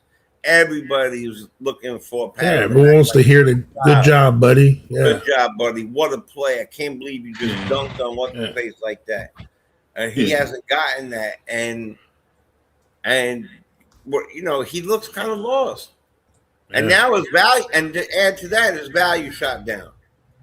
Right. Because of his play. So I think eventually Mike Brown is gonna, because what I've been noticing, what Mike Brown's been doing is what you said. And it's unfortunate sometimes because we're from a different era when the athletes didn't have to be coddled as much, and all that stuff. But we're in this generation, and that's just the way these athletes are wired now. Mm-hmm. But I think Mike Brown, even though he's got some OG in him, like old school, I think he's a good enough communicator where I see him on every play. When someone comes off the court, even if it's just a fist bump and a good job, or I'll get you back in a minute or something quick, he says, Yeah. And sometimes he takes a while to put his hand on their shoulder and talk to them for a bit. Right. Right. I've noticed he's done that.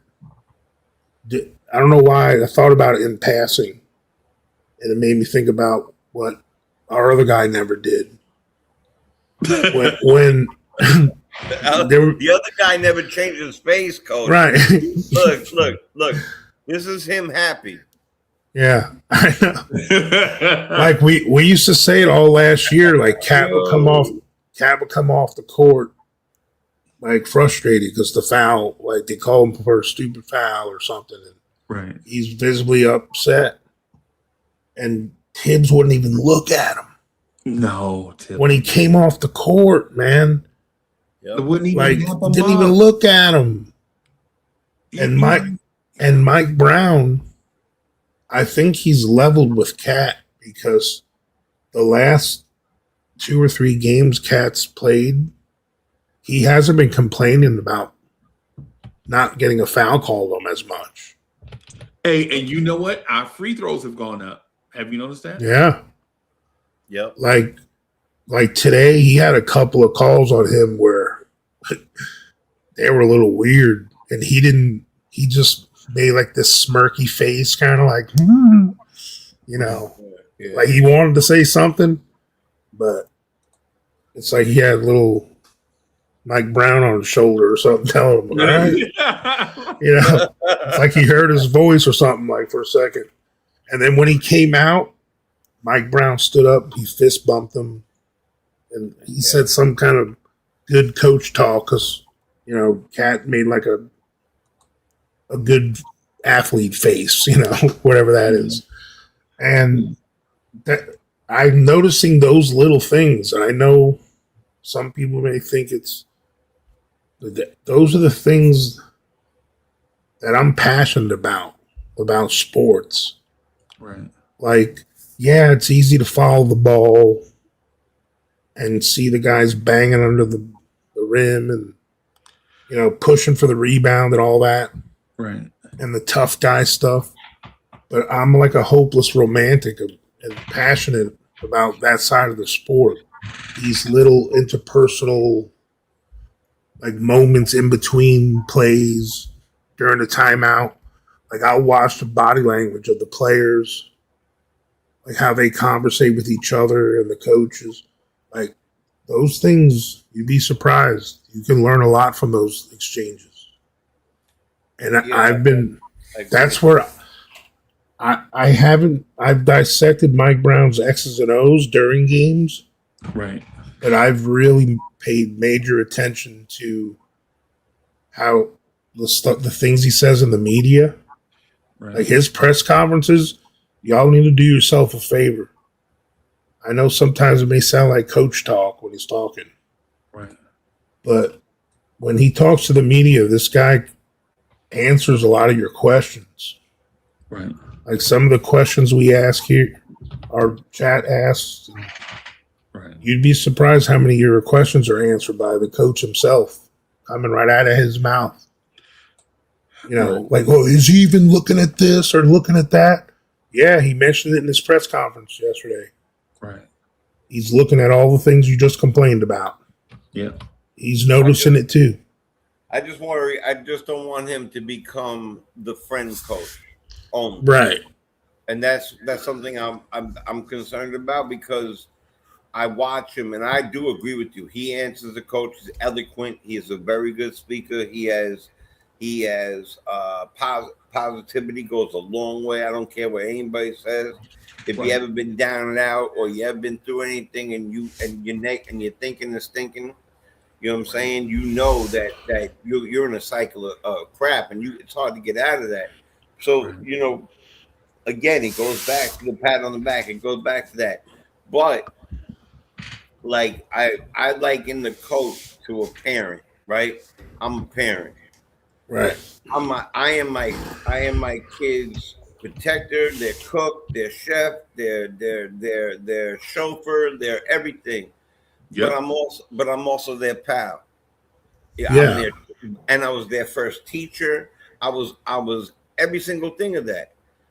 Mm-hmm. A good coach could know how to mix that type of stuff up. A good coach gets on the podium and says, yeah, you know, I did this, that, and the third, doesn't throw the guy under the bus totally, but does say stuff like, I expect more out of him. Right. And then say something like, that's on me too, because if I expect more out of him, I need to get out there and be proactive and be part of that. So, Okay. you know, I know we kind of veered off No, no, no. Hey, let me add where we something to were, what but you just said though. So the part that you mentioned, I want to add a little bit to that, and because you mentioned how for your kids you do all these responsibilities, like you're all everything to them, right? everything. Right. But the thing about that is not that it's a moral or emotional responsibility, is that you want to do it too. Like Yep. you want to be all everything to the Right kids. back. In the Mike Brown and in the Mike Brown situation, it's he wants to be. It seems like he wants to be that for this Knicks team. Whereas with Tom Thibodeau, I do feel like it was about Tibbs winning, right? Right. Like I feel like it was in a sense of Mike Brown. It's more of a general leading his army. Remember, the general is a soldier also, Right. right? The general is not, say, somebody that just came from here randomly.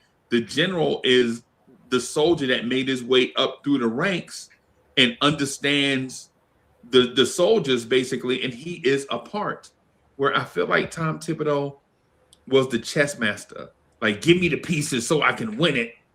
Yeah. No, And I don't, that's a good and point. I don't know if that's how you win in today's NBA. And I'm not kicking Tom Thibodeau's back end because he's somewhere making getting $30 million. And And he is, elevated us in a lot of ways. I got to give yeah, him a little bit of flowers. You know, you don't want to do right, that. right, I like to give people flowers while they're alive so they can water them themselves. right. And we don't have Yep, to do it. But you're yep, right, 100%. Tom Thibodeau was more like a king, right, where from a castle where he was sending people out, knowing that right, he wasn't going to get killed. right, But I think that's where you're going with that. Where right. I not only want to do this for my kids, but I love to do it. Love to do it. It's not. Love to do it. It's a moral and emotional responsibility at the same time. It's something that I want to do.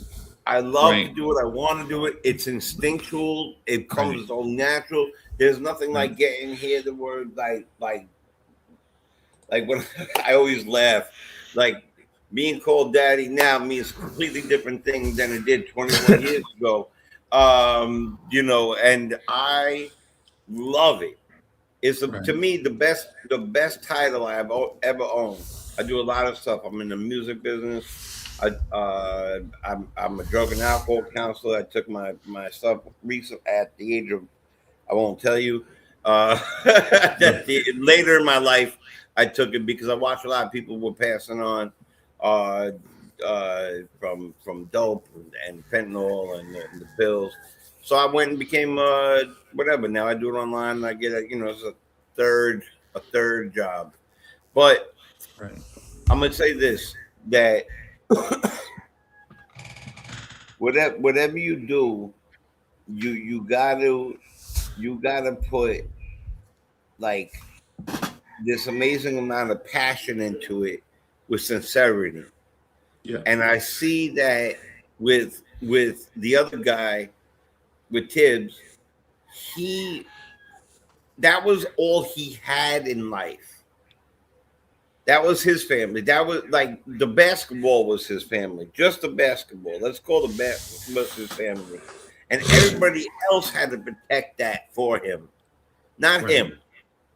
Where right, Brown is saying, I tell you what, buddy, you had a tough day, but tomorrow you'll probably do better. right, We're gonna work on that in practice. Remember that 2 step. Let's keep that right there. Hey, uh, Brunson Senior, write this down. I want to do this with such and such. Do this with such and such. Blah blah blah.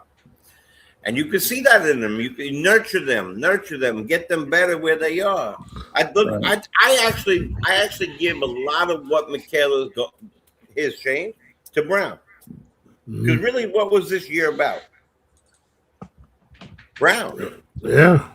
It was about watching what Brown could do for you. It What really Yeah, was. because I mean, technically, we ran it back with the same starters, Right? Mitch healthy, and Right. we just picked up Clarkson and Yabusele on the bench. Everything else, we ran it back. Basically. So the main change was supposed to be shown from the coach, Right. because that was our biggest change. That We happened. even kept some backup coaches. Like they was Right. just Speaking of backup coaches, have we noticed how, well, number one,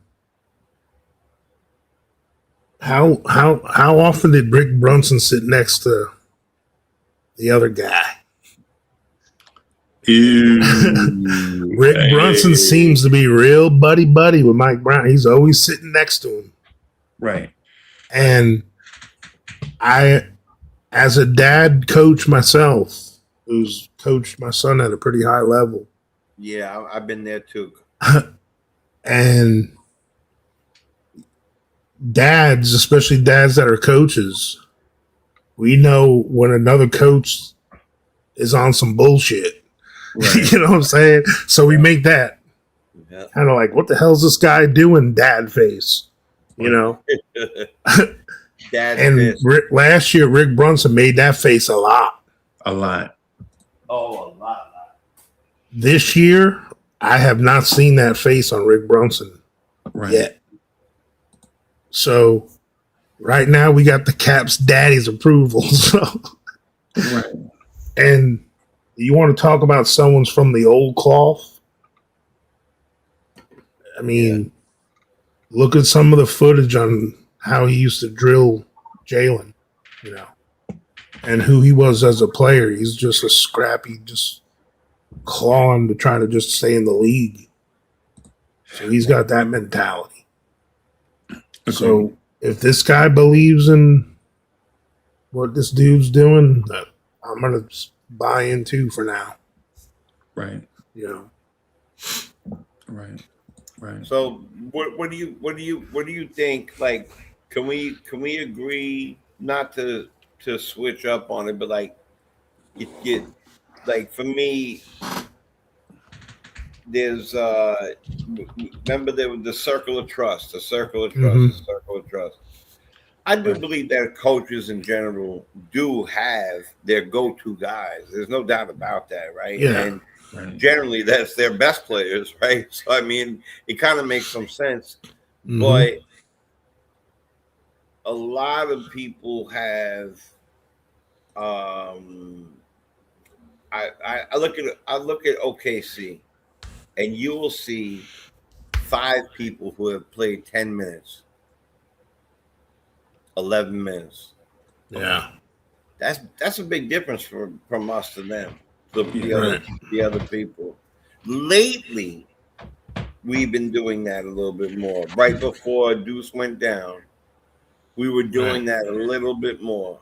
Where I was like, okay, we had Mitch played like 18 that day instead of less, and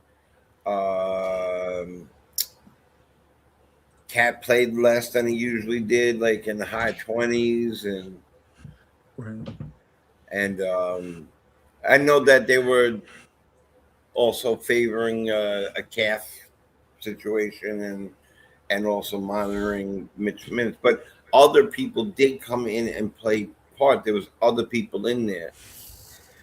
Now that I look at this team and what we just talked about, and all I could think about is like the first time I pitched to my son at 6 now. Like, you gotta really love this stuff, you know? And Yeah. and when you look at somebody like Vicom Dadier, right? Or let's stick with Vicom Dadier. Does anybody here actually think he's ever going to play for the New York Knicks? I do. You do? You believe in that? Yeah. I have a rough time believing. I don't think he is this year, bro. Yeah. Well, I'm talking about like If he's gonna, so you believe in the future of Freeze that he's gonna play? Yeah. Just because how young he is still.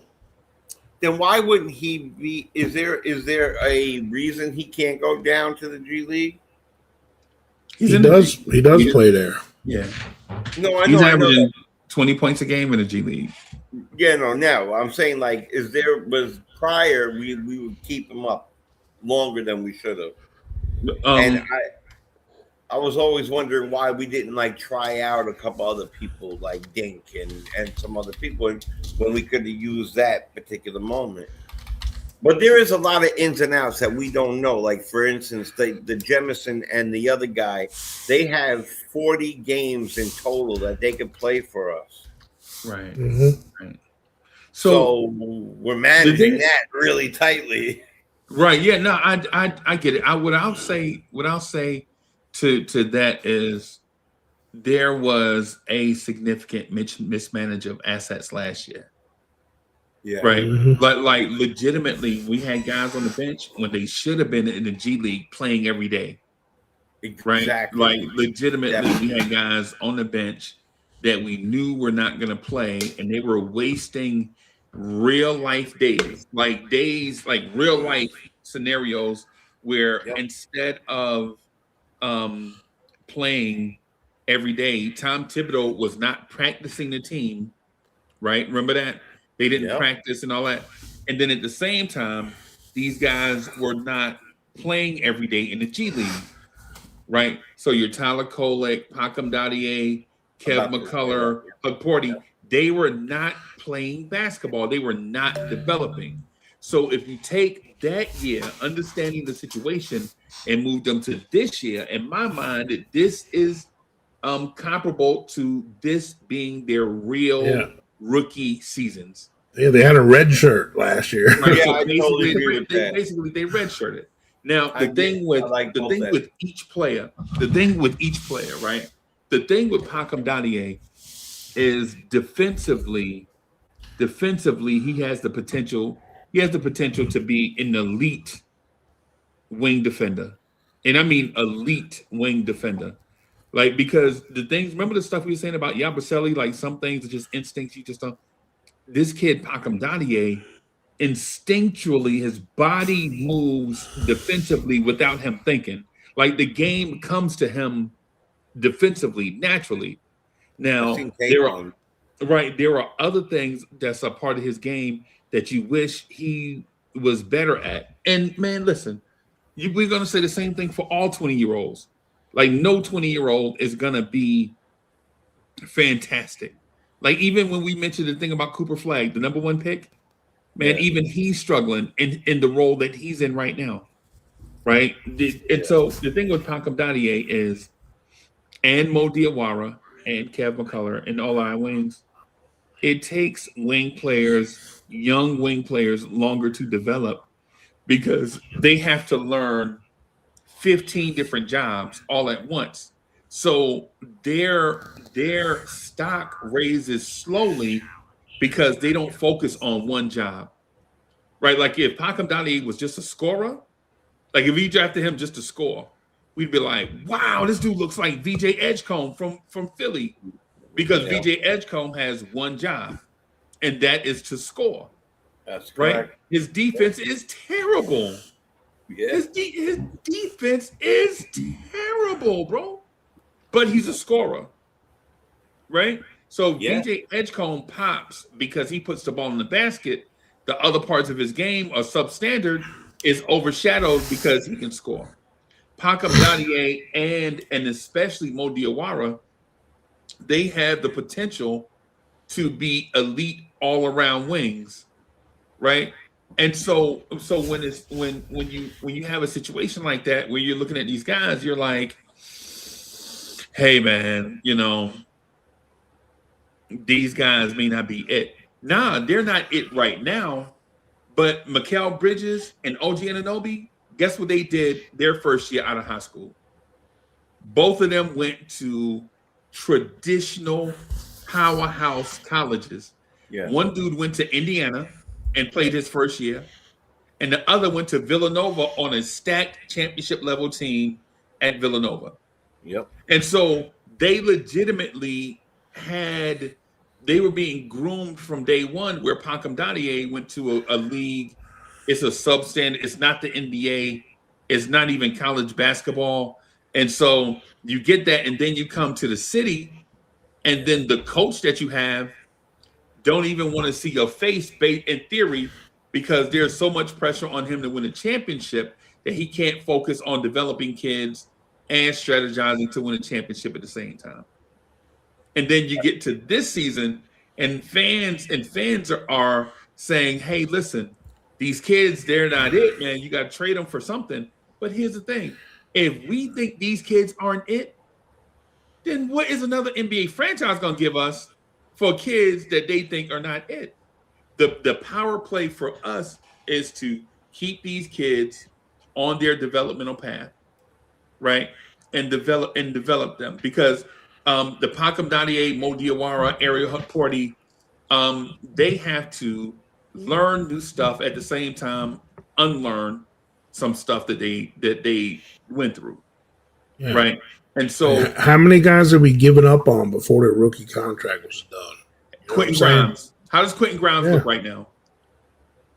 You know what I'm saying? You're right. So my thing is with Pankam Dadier is he has elite defensive instincts, some things that you can't teach, right? Because if we could teach it, shit, we'd be teaching it to Cat. So is he having a topping problem? Yeah, it's Obi. Yep. The thing is, and as Knicks fans, what we should probably look at is, when you're developing your roster, you're going to develop guys at certain places because you have to go to where they are as a player. Like developing Josh in order to shoot threes, you have to go to where Josh is. Josh is a veteran that needs more of a counselor, right, than a high school basketball coach, right? Yeah, but when you come to Pankam Dadier, Dadier needs a high school basketball coach more than he needs a counselor. Right. You know what I'm saying? And so when you weigh in all these things, man, as Knicks fans, what we should think about, and I'm not telling you to think like Uncle Freezy. What I'm saying is, for Knicks fans, if we're reasonable about expectation, we know every player on the roster is at different places in their career, right? Like Jalen Brunson, Mikal Bridges, and Josh Hart all went to school together, right? They all went to Villanova together, right? But they're at different places in their career because, listen, Jalen Brunson is going from an all-star starter to a potential MVP. Josh Hart and Mikal Bridges are not at that place. Mikal Bridges is at a place where he's got so many responsibilities to balance. Like, some nights his defense is going to be super elite, and then other nights he's going to be a scoring machine. And he has to balance that every night. And if you think that's hard for Mikal Bridges, think about what Mo Diawara and Pankam Dadier are going through right now. And Josh Hart at the same time, Josh Hart is at a place where he knows he might be just as important to the franchise as Bridges and Brunson, but at the same time, his importance to winning dictates that he has to shoot the basketball, which is something that he has never done in his career. So now he has to balance all the responsibilities from before with a new responsibility and a new personality kind of counseling him in what he should do. And if you think that's difficult for Josh, think about what Mo Diawara is going through right now. And as people and Knicks fans, we should just be impatient, because we know development is not linear, and getting to your destination might be a winding road to your destination. And so you just have to be patient along that journey, because ultimately, in order for you to be alive on arrival, you have to be patient and make the right decisions. Right. We don't want these kids to be DOA. Like, when at the end of their contract, we don't want them to be sitting on the bench and can't wait till they leave. Right. We want them to, we are invested in their development because we're paying them to be contributors. We don't want them by the end of their fourth year. We're looking at them like, man, we ain't signing these dudes. We got to get these dudes out of here. We can't let that happen. No, we And cannot. this is what I. My this bad, is- John. My bad, John. No. I talked y'all to death just now. My No, bad. hell no. You were spitting bars, bro. You were. I don't want you to stop talking, bro. That was fire, bro. I mean, Yeah, that was fire, bro. I was all in listening. Circles. Trust me. But like, I have so many cool things I want to piggyback on that I agree with 100% on. Yeah, like Leah. This is one of the untalked about things about the coaching change. I think we don't talk about it enough in the offseason. Leon Rose finally got tired of picking guys that he really believed in, and that other coach didn't even do anything with him. I think Leon Rose believed in these 4 rookies from last year so much. There ain't many teams out there that keep all 4 of their rookie draft picks the following year. Right. And Leon Rose believed in Kolick, Huckporty, Dottier, and McCullough. He believed in those 4 enough to sign them again, keep them on the roster, because he wants these guys to have a chance to be developed. So, because if you look at, he got tired of seeing, now I'm glad we got OG, obviously. Right. This doesn't mean I didn't want OG or Anunoby. Right. But Leon Rose watched RJ, IQ, Obi Toppin, and Quentin Grimes look like pretty good contributing rotation players on other teams, high level teams. And, Toppin went to the finals last year. Yeah. So, and those are guys that Tom Thibodeau didn't develop enough or use them the right way or whatever. And I think Leon Rose is now to the point where, look, man, I'm bringing you these guys. Whereas in the past, as fans, we always thought the validation for these young guys were them playing. Because we knew before with the other coach, the only time they're going to get real attention and action is when they're actually playing in a game. Because other than that, the head coach didn't want nothing to do with them. Right. But I feel good about this staff that even if we're not seeing them in the game minutes-wise, I think they're very much involved in the process a lot more with this staff.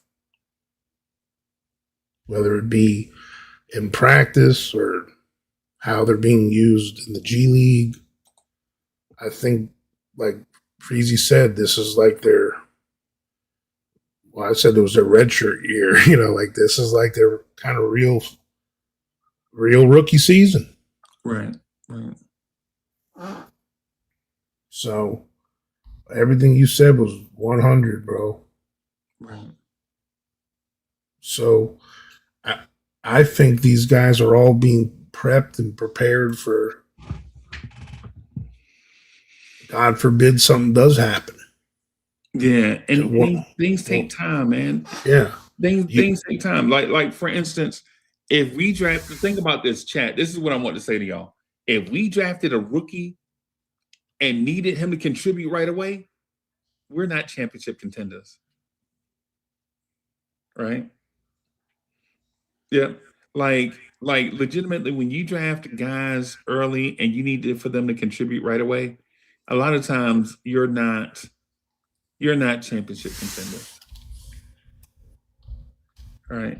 Right. You draft these guys to backfill the back part of your roster so that you won't have guys like Daquan Jeffries and guys like that at the back end of your roster. right? We just gotta be patient. And I know, and I know telling grown-ups to be patient is not what they want to hear. And I don't want to tell them. You know what I'm saying? That ain't my thing. Like, to tell people to be patient. Like, that's not my personal thing, right? Hey man, y'all gotta be patient, man. That's not my thing. And quite frankly, I don't care if you impatient. I don't care. I don't care if you're impatient. I don't care. Right. My thing is though, reasonable minds are gonna understand that, say, um, kids are not gonna be ready to do grown up stuff. Like in order to get a driver's license, you got to be a certain age. In order to drink liquor, you got to be a certain age legally. And so when we think about, and I know these guys are men, I understand these guys are men, right? And so my thing is you gotta you just understand, right?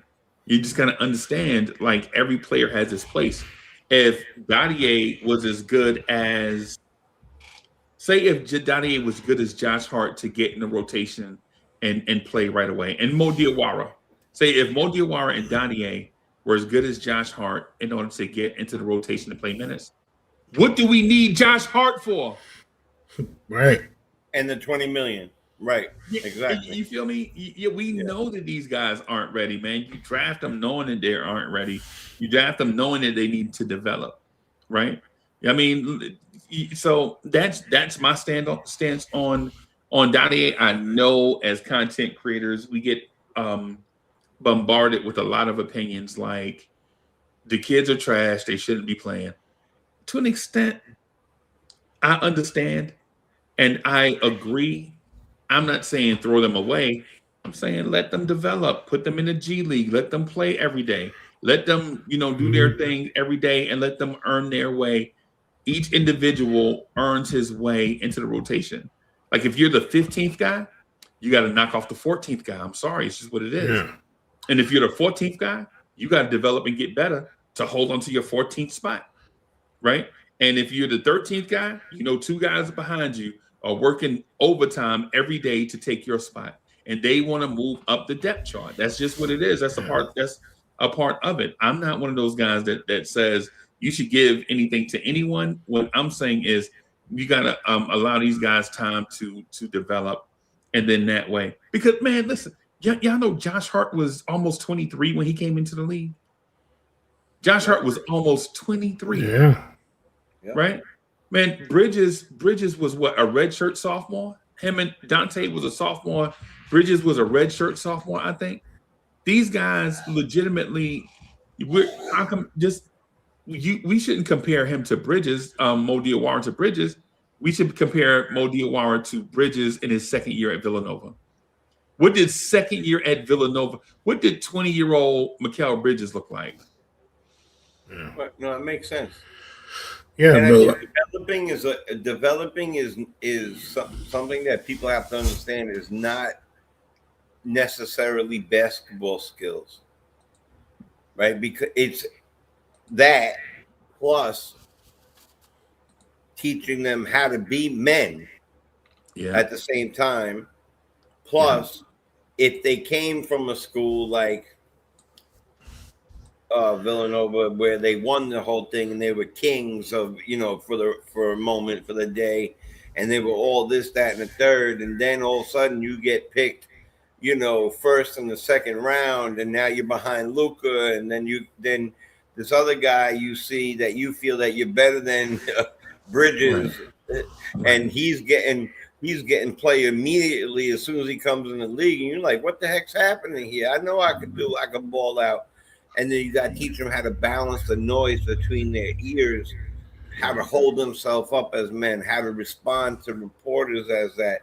All these things is you got. And there's another thing, like where I'm from, where I grew up, and where I lived most of my life. A lot of people went to different camps, and they found that out. A lot of people don't know that a lot of these coaches are father figures to a lot of the young men that are out there. Right. So they have to be raised up and kind of like mature themselves into this role. Right. So it's not just learning how to rebound on the left side because you're better on the left side rather than the right side, or it's not that's not the only thing that when we say we need to develop these guys, Right. you are turning a boy into a man, and very few people could come into a league, i.e., the LeBron James or the whatever out of high school, the Kevin Garnett's or whatever, and just be able to ball out like that.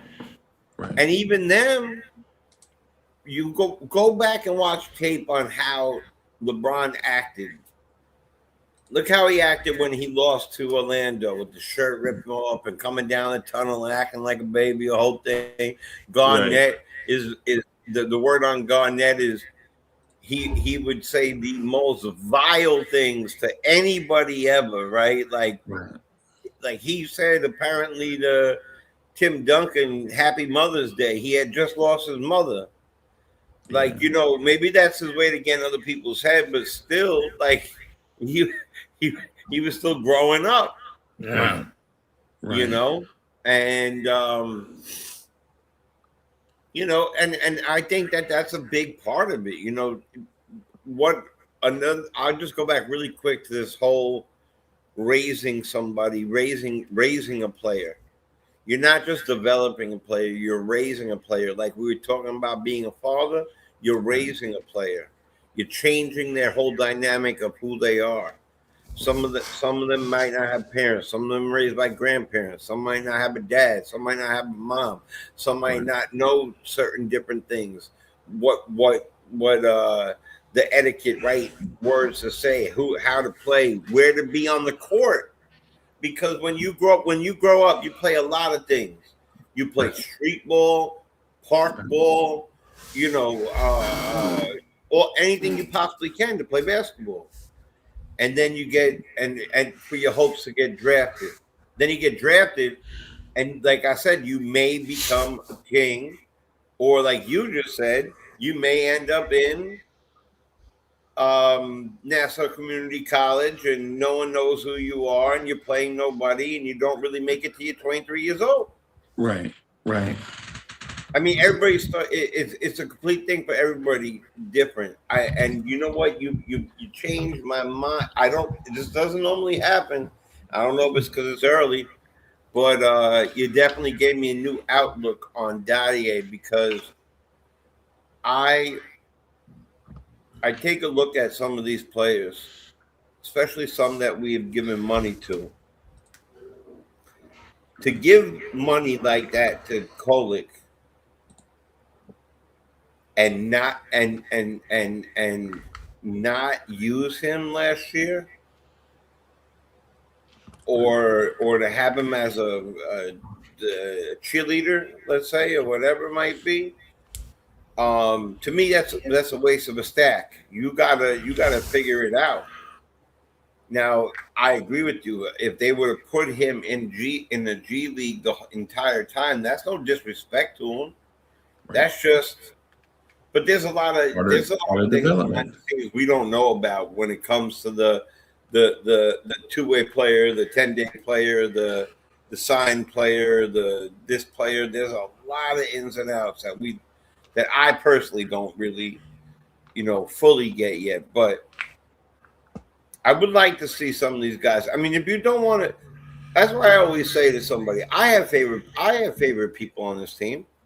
I'll tell you who they are right now. Yeah. I don't mind saying it. Right. Jalen Brunson is the best signing in my lifetime. Right. In my lifetime, Yeah. he is the best off-season signing or free agent signing in my lifetime. Right. And Josh Hart is a relic of the '90s to me. He is that I don't remember about a week or two ago, if you remember, I think we still ended up losing maybe by 2. He went up, and you got to remember how tall he was, how tall Barkley was, how tall these guys are.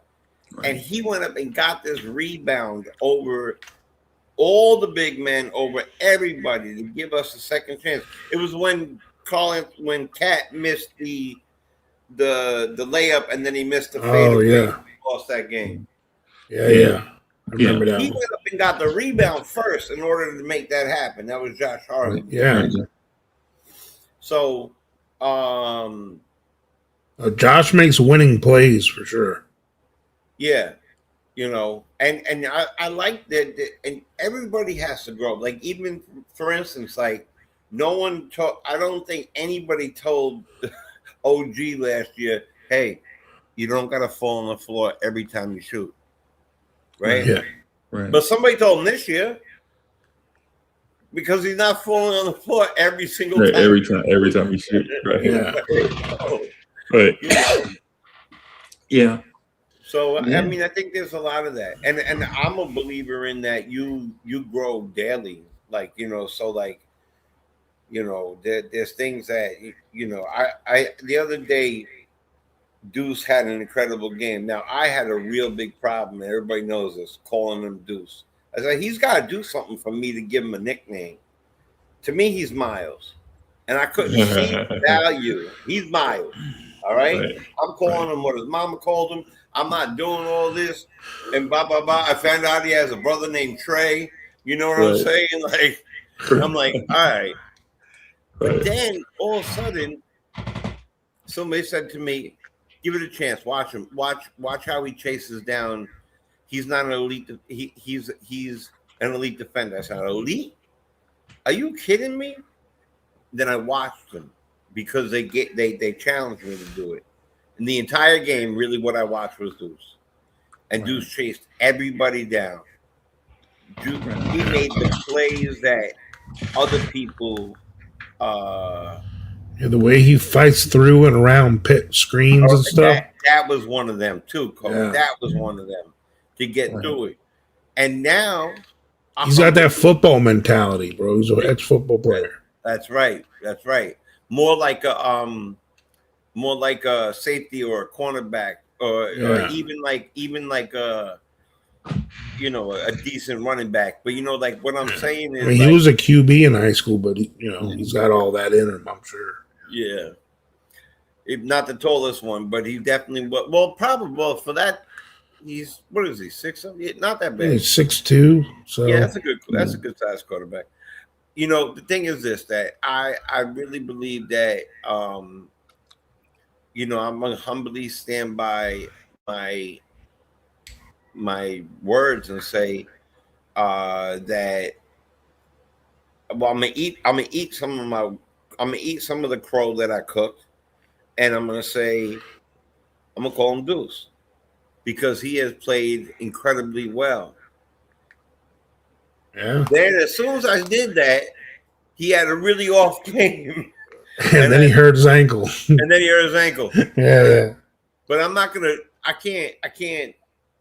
Like. Well, but let me just say this though about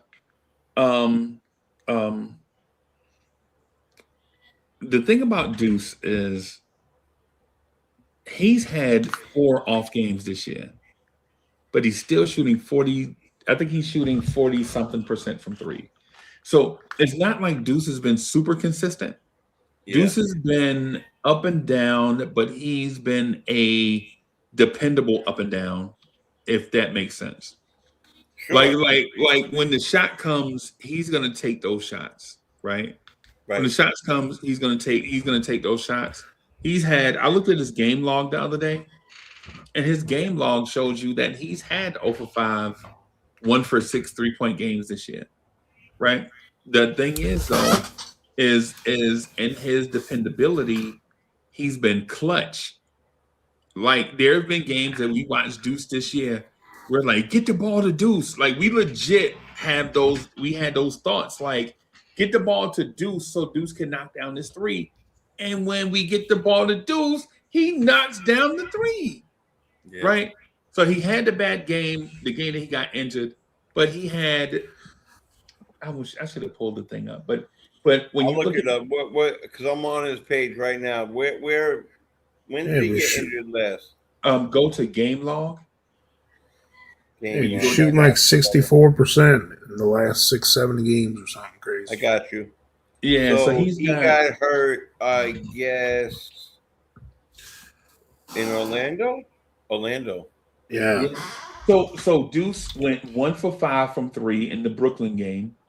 He went 1 for 6 from three in the first Miami game. He Yep. went 0 for 2 in the Deuce against Brooklyn. Yeah, he was 5 for 12 in a Miami game. I So see it's not that like, one. but Deuce 5 for also 5 has versus Charlotte. 5 for 7 versus Milwaukee. 4 for 8. 3 for 5. yeah, 7 for 10 versus Utah. right, The game before he got hurt. 7 for Right. 10. That was the game that I was like, okay, I eat the crow. That was the game. right. You Yeah, know, Tory B brought something to my attention. I wound up looking it up because I was like, really? The game we won last night, that was the first game we won this year that Deuce didn't play in. yeah, The other 3 games Deuce missed was during the 3-game losing streak we had at the beginning Right. of the year. Those are the only 3 other games he missed. So we lost the other 3 games right. Deuce didn't play in. So, like, you know, people could have had a thing like, oh, we always lose when Deuce is out. Right. We finally won without Deuce, this Yeah. last game. I looked it up, but yeah, it was true. Yeah. But she's the president of the Deuce Club, so you know Yeah. sometimes I'll take some of the things she says. No, I know. I'll chat it up with her and stuff. We'll be chatting. I'll be like, I don't believe it's just a coincidence, you know. No, I hear you. I definitely hear you, and I think that the one thing about Deuce that we could agree on is he could start or he could come off the bench. He's the same. He brings that, and Hart brings that, and because we have that type of players, that makes our bench even better, or it makes our lineup depending on who we're playing. But I do like, on a different note, the fact that they're not playing double big. I just like Mitch coming off the bench. I do. Yeah, me too. It's a different feel. I feel like it works different if they both weren't polar opposites. It would work better if, like, I guess Mitch could clean it up and get 10 points. Or Cat could maybe get, anything on defense. Right. And then there's a president. Oh God. There's Good a president. It's just Good like we morning. just Was said that talking about Candyman. me? It's We like just said say Candyman 3 My times, little and here she ears was comes. burning this morning. We talk about Deuce, and here she comes. Good morning, Right. Queen. Good morning, guys. Morning. Salute. Yeah, man. Yeah, the Deuce thing is, and basically it's with everything basketball related. It's easy because I see a lot of people in the chat just wilding out, right? And so it's easy to point out all the bad things that a team, or all the things that a team need to improve on. The chat will just pick out that thing, like the things that the team needs to improve on. Like for instance, one of the things I heard all summer was like, this team's defense is going to be bad. What are we going to do about rim protection? Can somebody explain to me the rim protection? Hey, the team's got the 5th best defense in the league right now, maybe 4. And you don't hear that no more. It's like we reaching, like, why are we reaching for all the stuff, the improvement areas? Like, we know the areas of improvement are areas of improvement. That's why they're called areas of improvement. But Right? also, you got to remember But the one good thing. stuff but the good stuff the team does, we like, No, but you got to remember one thing. We are maybe not all of us, but we are thirsty, hungry, starving, broken, like yeah, 5-year-olds who are still waiting for that championship to hit, and the sky is always falling for a lot of people. right. I don't look at it like that. For me, obviously, our greatest opportunity to win the championship is when we all got hurt. That Embiid should have been arrested moment. Yeah, he should have. Yeah, Um, but he's getting the karma is something, bro. you see that? You see that? I've been Karma is talking something. with my boy about that. It's so true. But you know what? No, that's a good point. It's the area of development. So yeah, we were talking how we should trade Mitch, Deuce, Josh Hart, and something else. La. We're trading everybody. Oh no. No, we No, we weren't talking about it. I'm no talking we's here. Lock it off. I don't want to hear this. Right? No, yeah. What? We're trying to name all your faves. Now listen, y'all could trade everybody. Then y'all gonna be home miserable for real. Right? For like, real. Trade them all. Like for instance, constantly talking about the kids' development. You know what other fan base is talking about kids' development? The Washington Wizards. The New Orleans. Don't let D New Rex Orleans, say that. That's all I'm saying. Right. Like well, if we're talking about like, the kids' development, they need to hurry up, man. These kids are hey man, you know who else is doing that? The Charlotte Hornets. Yeah. Exactly. I mean, like the Brooklyn Nets are They got lottery picks. They got to figure out how to play. Yeah, man. The last time we had to do that was when Pat and Mark Jackson got picked. Right. That's the last time we had to work on developing more people. And people like that are already pre-developed a little bit. We don't have those people. Right. We end up with people like I always liked Obi Toppin, but Obi Toppin had nowhere to play here. Right. Yeah. Maybe he could have been used better. I think he could have been used better. He could have been moved around, maybe even put in a small forward position, add another that would add more length at rebounding. I believe that we gave what's his face a chance, but because he became the one that ended up starting, and now we just said his name a few minutes ago. Grimes. He's in Philly. Grimes. Yeah, Grimes. Grimes was people love Grimes. Now I was a big Quickly fan. When Quickly left, man, that hurt. Right.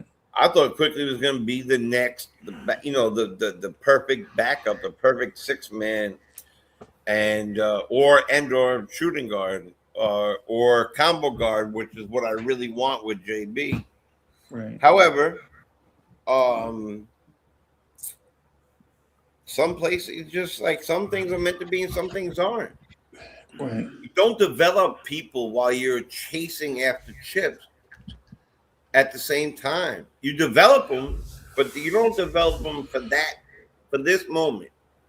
Okay. In my opinion. Right.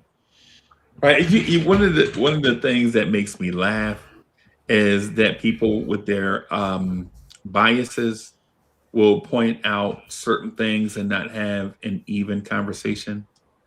Like we'll say, hey man, such and such looks bad right now, but such and such looks great. And then when you look at both guys' numbers, the guy that looks great has worse numbers, right? And looks like the worst player. But then they'll say, but he passes the eye test, like something that's not quantifiable. I say that a lot with Dink Pate. Like to me, Dink Pate has potential. Dink Pate is legitimately years away from being a consistent NBA contributor. That's not saying that he won't be great, right? But hey, so Sherwin, I know what I'm talking about, bro. Like legitimately, when I talk to others, they question. We all do. About. Like they question what Sherwin is talking about. But the thing is I listen to other people. I know one person doesn't know everything. Right? I humble myself to understand that one person is not going to know everything. So it's wise to not assume that one person is going to know everything. Or you have to study everything. Like, I don't question Sherwin's basketball knowledge, right? I question it right now because it sounds like he's just thirsty for attention. Right now, Sherwin is thirsty for attention as opposed to talking basketball. That's what it seems like, right? Sherwin's my guy. Yeah, I know that Sherwin's my guy. I trust Sherwin a lot. But in this moment, it's like Sherwin's just saying stuff to get attention. Bro, we know, bro, it's like you're not the only one that watches games. If you think you're the only one that watches games, bro, you've lost it. If you think you're the only person that has access to watching the Westchester Knicks, you have lost it. You have bigger issues than basketball. Yeah. Yes. Right. And so the thing is, we have documented proof. We watch the games live, bro, and every word we say is on video. Yeah, I got you. I understand. But like my thing is I'm not just saying I do it. No one person is gonna see everything. Or no, even if, bro, you can coach the team and you're still not gonna see everything. That's why they have a coaching staff. That's right. You know what I'm saying? That's why that's why they have 2 rows of coaching staffs. Bro, that's what I'm saying. Like one person is gonna know and understand everything, bro. You gotta look at this. G League? Yeah, that's what we're doing. I'm just asking because I'm lost in the conversation. But it's not about the G League. It's about I think it's about Sherwin wanting people to recognize. There's people that question our knowledge. My thought, man. God, come on, dog. None of my thoughts are ever respected as far as this guy. I just Freezy's driving the boat. My thought. Just let me finish my thought, bro. Aye, Captain. Drive away. Right. I will. Thank you. I appreciate that.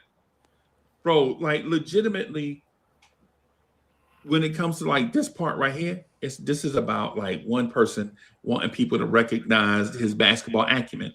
Sherwin, we already recognize your basketball acumen, bro. We know that you know basketball, right? But you don't disrespect other people's knowledge while you're doing it. That's what he keeps doing. That's what's not being acknowledged. That's the problem I have. Or coach can be just like Sherwin and not respect what other people are saying. Well, I feel like I'm not being respected because I've brought up the problem with this guy and no one's doing anything about it. No, but it's my fault. Can I just say this? Is that the easy issue is to this, if you don't like it, you can step. Okay. That's the easy solution. Like, I hope that's not the solution, but Uncle Freezy ain't good enough.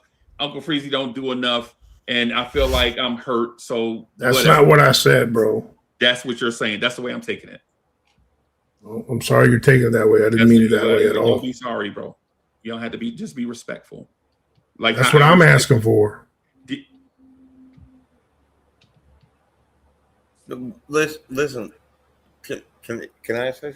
Yeah, go ahead. Yeah, all right. Me and Coach, this ain't nothing personal, bro. This is just a moment. No, I know that. Yeah, we'll talk about it after the show. Done this together too, and I've even apologized in the thing I told you about it. Right. What Freezy was asking for was a little space to get off from his channel, his platform, what he was trying to get off without being interrupted at the moment. That was it. It had nothing to do with helping and chiming in or even jumping Sherwin, because we're not trying to do that either. Nah, that's Sherwin's our guy. Right. So that's all it is. You know. And I'm gonna be quiet. All right. All right, go ahead, Coach. What you got, bro? I don't have anything. I told you, like, we'll address it after the show. No, I was wrong to bring it up during the show. We have a person in chat that's constantly disrespecting a panelist that has a wrench. and I had a problem with it. And we were talking up his basketball knowledge, and I just wanted to be validated just a little bit that he's disrespecting me. And he does it all the time, and I just feel like he gets washed over sometimes. That's all. I didn't want to make it a big talking point on the show like Dr. Phil and talk about my feelings being hurt or me being butthurt. I'm not saying you're not doing anything about it or you pick a side. I'm not saying nothing like that. I just feel like if you have a wrench, you can have a different opinion than a panelist. We applaud it. We want that. But That's to just chat, so. but just to purposely have a disrespectful counterpoint every time with a certain panelist and, poke at, my knowledge and what the things I know and what I bring up, like constantly to make himself try to look better. That's all. I just feel like it was just being looked over sometimes. I'm not saying he needed to get punished or spanked for it. I just want to make sure people know that's what's going on. That's all. It happens. It happens on every show to somebody else all the time. All the time. And that's why I use private chat on the regular basis to talk to the owner of the platform. And sometimes because we're going so deep and we're running so much on the could the kids be this and should we do that? We're human. A lot of times, what you think somebody might be not taking aside, he might have just missed because we're in the middle of having a good conversation. Yeah. So that's what I think the private chat's for. Yeah. That's just my opinion on that. No, I got you. No, this is like a ongoing thing. So I mean, yeah, it's been happening for a while, and it's whatever, man. I apologize to everyone for throwing a monkey wrench in the flow of the show to bring it up. So I feel bad about it. So it's my fault for not being mature enough to just ignore it. So, but it's hard for me to just do that sometimes. There's a block button too, brother. I know. Well, there's reasons why I don't block him and other people, because especially if they're a wrench person or I'll tell you what, I block about 12 people already. So I ain't worried about that. But no, it's cool, man. I just, like I said, it's at a moment. This is simply about when you're a public figure, you're gonna have to take this good stuff and the bad stuff at the same time. Yeah. And if you can't take the good stuff and the bad stuff at the same time, then this ain't the thing for you. That's just as simple as I can put it. Like, because if there's a thing where if we just block every time somebody says something, like, then what are we really doing? You know what I'm saying? It's like, why are we here? You know what I'm saying? On a fans channel, you're gonna have that, and people gonna talk spicy a certain way. Yep. You know what I'm saying? Like, this just a part of it. Right now, here's the thing, everybody. Y'all just seen the thing with me and Coach. Y'all already know this is like the flare up you have with you and your homie. Like, I think there is a super healthy relationship between the entire Lawrence Tears family, like all of us. Like, people talk spicy to me at times. Like people. I'll give an example. A conversation I had. Man, you be letting Coach do everything, man. Everything. Yo, Coach do every. And I'm like, man, yo, just relax, man. Just nah. And I'm like, yo,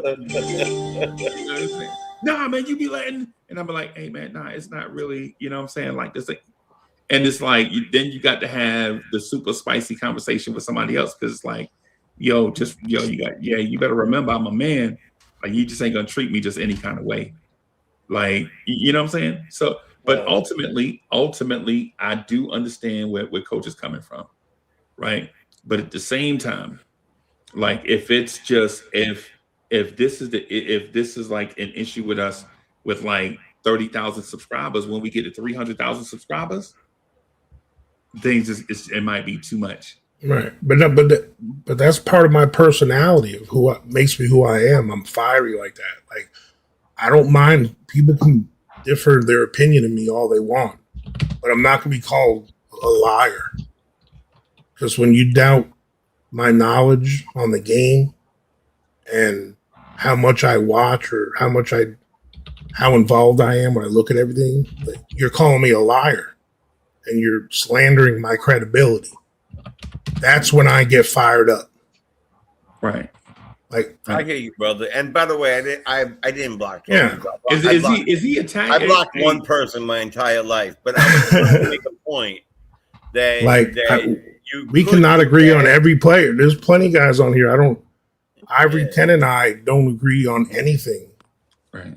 As far as rotations and people, but he does it in a respectful way when he, it's just naming another person out of the blue. But I get ripped apart on Saturdays, man. You know what I mean? And you know what? It's only one person. We're not gonna do this because I don't feel like I'm too grown for this, and most people know who it is. But my biggest issue is it's not about you don't pay my bills, you don't help my family, you don't put food in my fridge, you don't do anything for me in my life. I take this opportunity, right, very gracefully. Like the fact that this brother allowed me on the show, wants me on the show.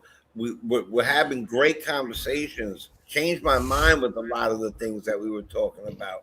Hopefully I did that too. We're supposed to take away all that's happening in real life because this is sports, real life, right?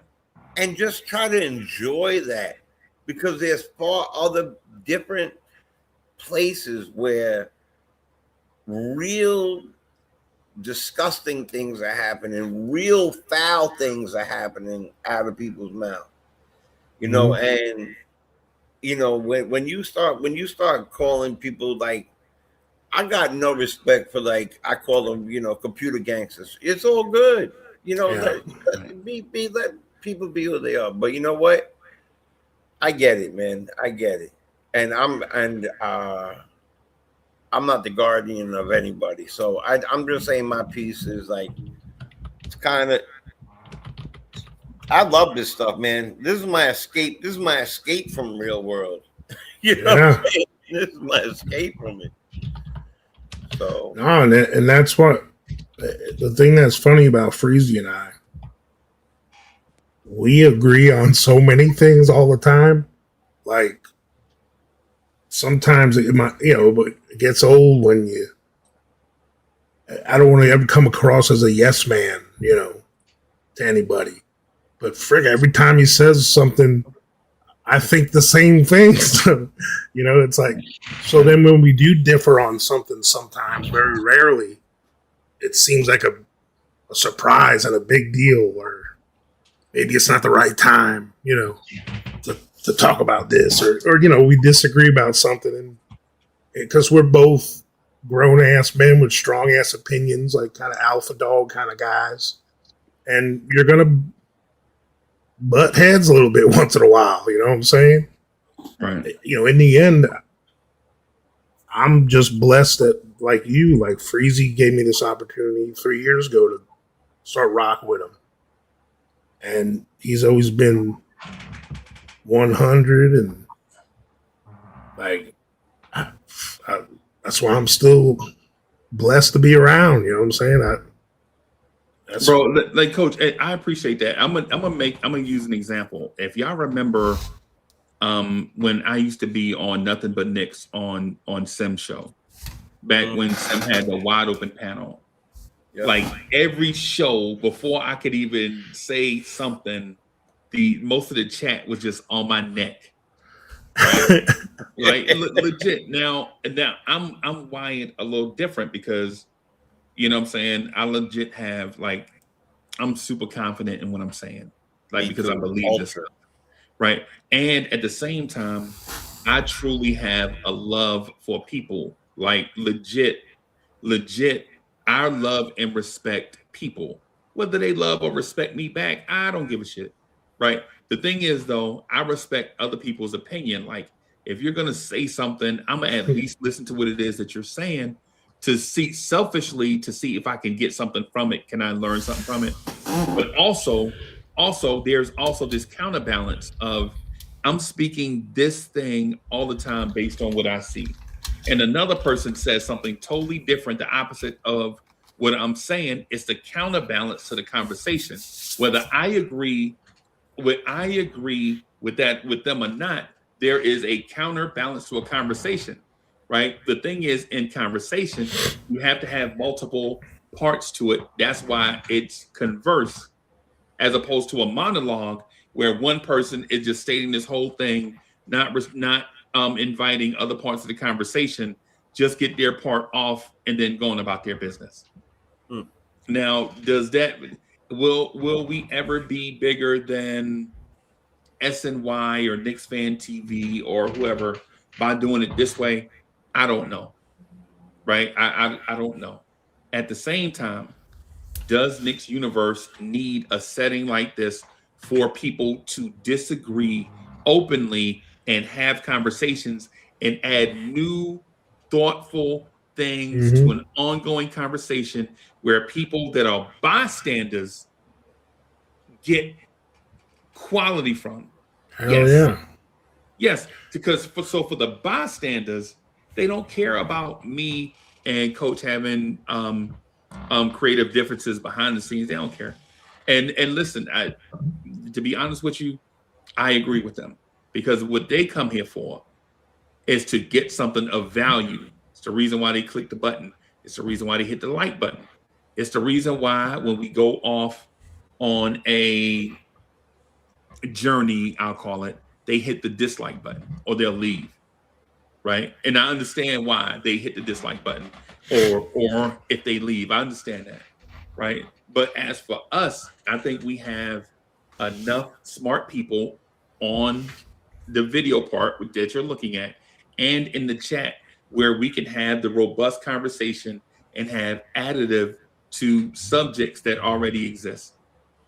It's the reason why I stopped putting the link in the chat directly because I felt like people were legitimately looking to raise their personal profile versus making the conversation great. Right.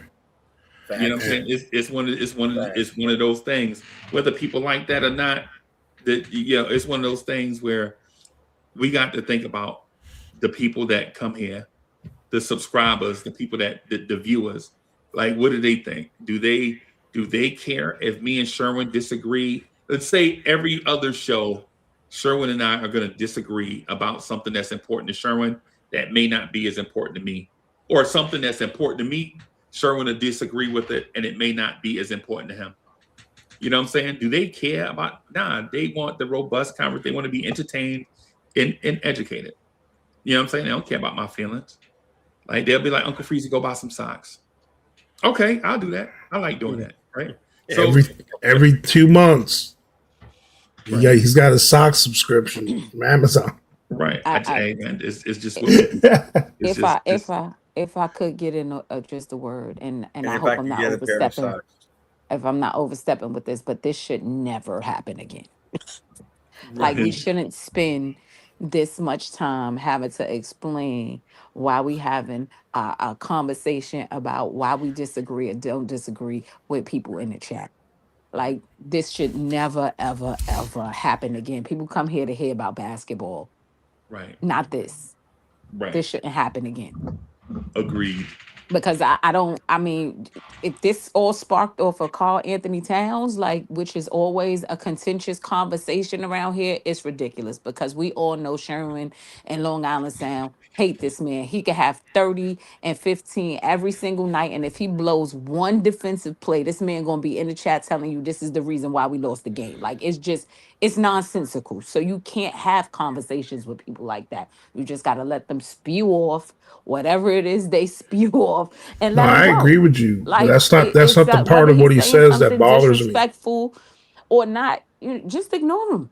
I mean, like, you know basketball, right? That's why Freezy got you on this panel. Jay know basketball, which is why Freezy let him on this panel. I like to think I know a little bit about my Knicks, which is why Freezy let me on this panel. You Right. up here for a reason. Don't let these people in the chat that mess that up. They gonna say what they say, Coach. You have the mic and you're the person on the screen. Right. They tuning in to watch you, And they I face feel whether you. they want to admit it or not. I got So you. let it all I go. appreciate that. Let it all go.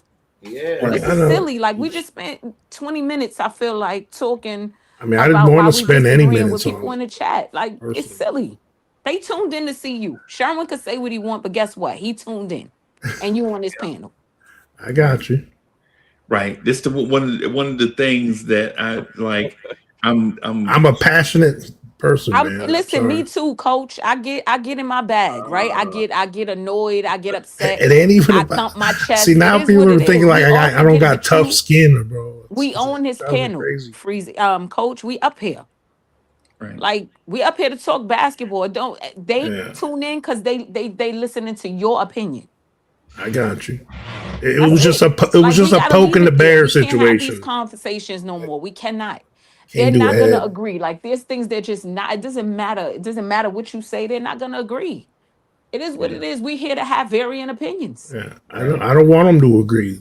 That's not what the problem It's was. a I get it. listen. Everybody crosses a line, right? And they get somewhat disrespectful because everybody's a computer gangster. Everybody Right. has a little bit of Oh, it in them because they're not gonna see you in your face. Yeah, the bubble Right. Like, gangsters. everybody has it. I don't care how much of a thug you think you are in real life. You get a little bit extra behind this keyboard because you know you're not gonna see this person. Right. So instead of Facts. taking it to heart, I don't take it to heart. I ignore it. I brush it off. Then gets to a point because you go back and forth in the chat, and it gets a point for me. I'm like, you know what? It doesn't matter. He don't agree. I don't agree with him. He don't agree with me. I just let it Right. go. You could spew off 80 comments. I'm never gonna respond again Right. And because the not to fact is, my go point is ahead. getting heard by everybody in here, and yours isn't. Right. So let's just leave it there.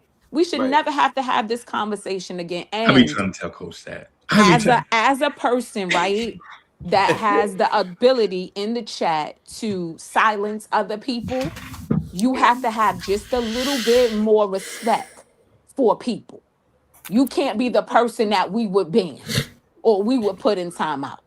So if I get it, you may not care about having a wrench or not having one, but as a person that has one, you bear a little bit of responsibility. So you got to check yourself just a little bit. Right. You can't be the person that spew off anything you want to spew off because you're the person that's supposed to silence the chatter. That's supposed to regulate the chat. So you Right. have to regulate yourself.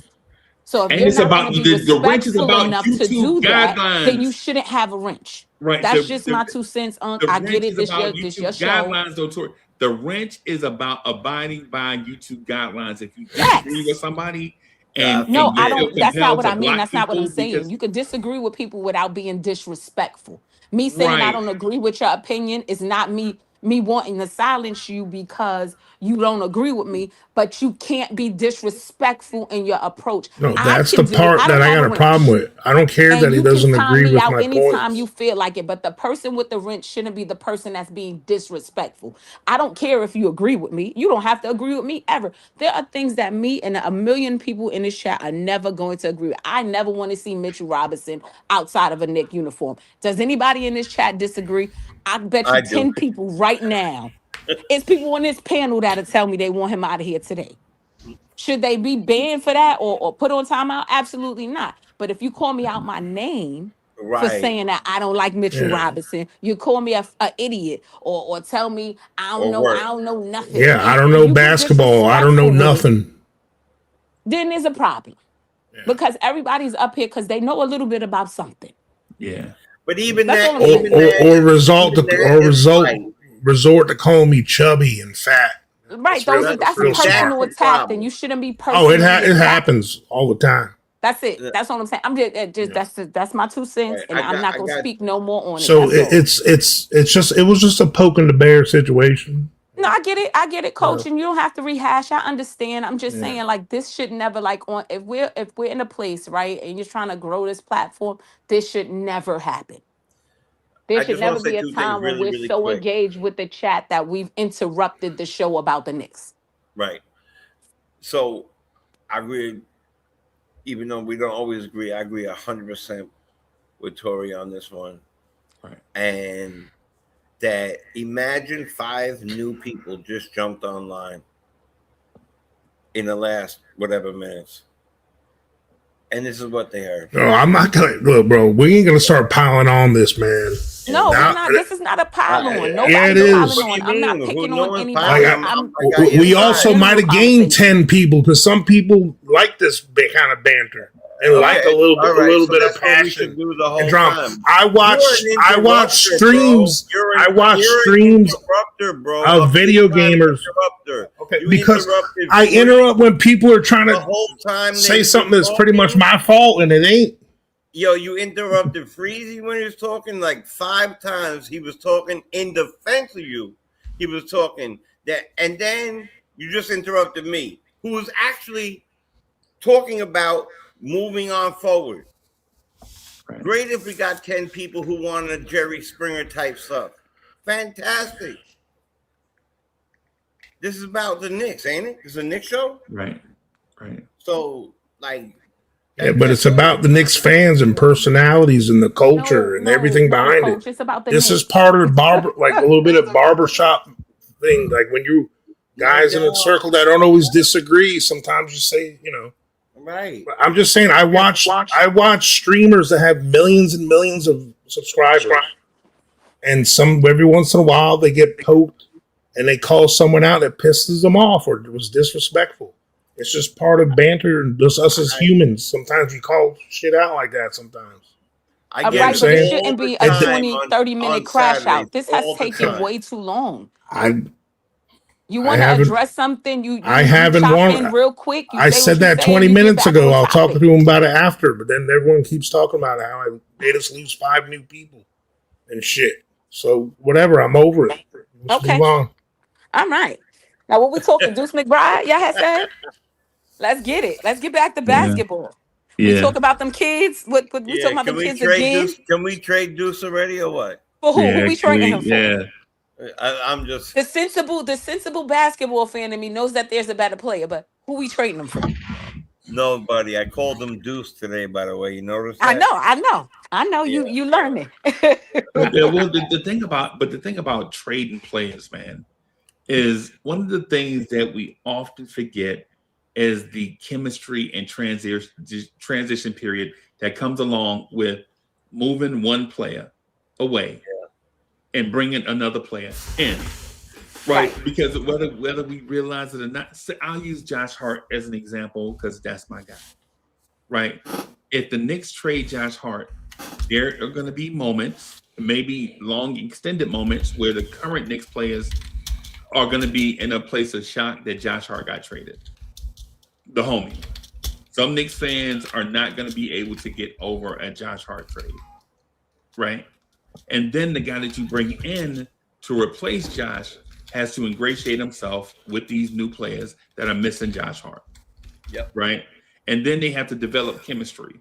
Right. You get that weird Gershon Yabusele type feeling about where should I be at these times? What should I do with these new guys? I don't want to come in and rock the boat because these guys are already good. Right. So How if do I you trade fit in? Deuce or Josh, these are the things that you have to expect. Now, the thing is, you don't know how long this transition period is going to take, right? You make the trade now, and then maybe your window goes from this year to next year. And then you're like, oh, man, we just kick the can down the road.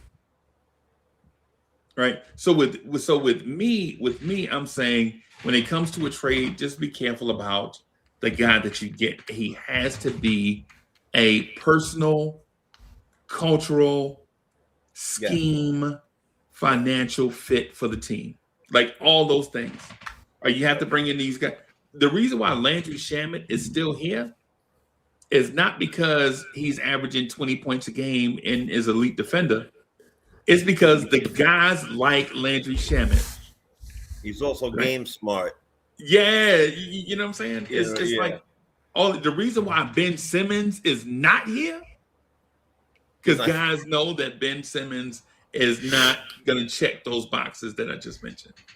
Even though he might be a on the court fit, all the other places he's not going to be a fit. It's the reason why Right. Ben Simmons ain't here. How Right. sad that is, because talking about a 7-footer that we could use. And Man, too bad he never got his game together. But yeah, that's a very good way. See, today that's two things now. Shamit was always said, "Damn it, Shamit again, man! Why do they keep chasing this guy?" And he always proves to me why. Like when he gets on the court, he's an older version.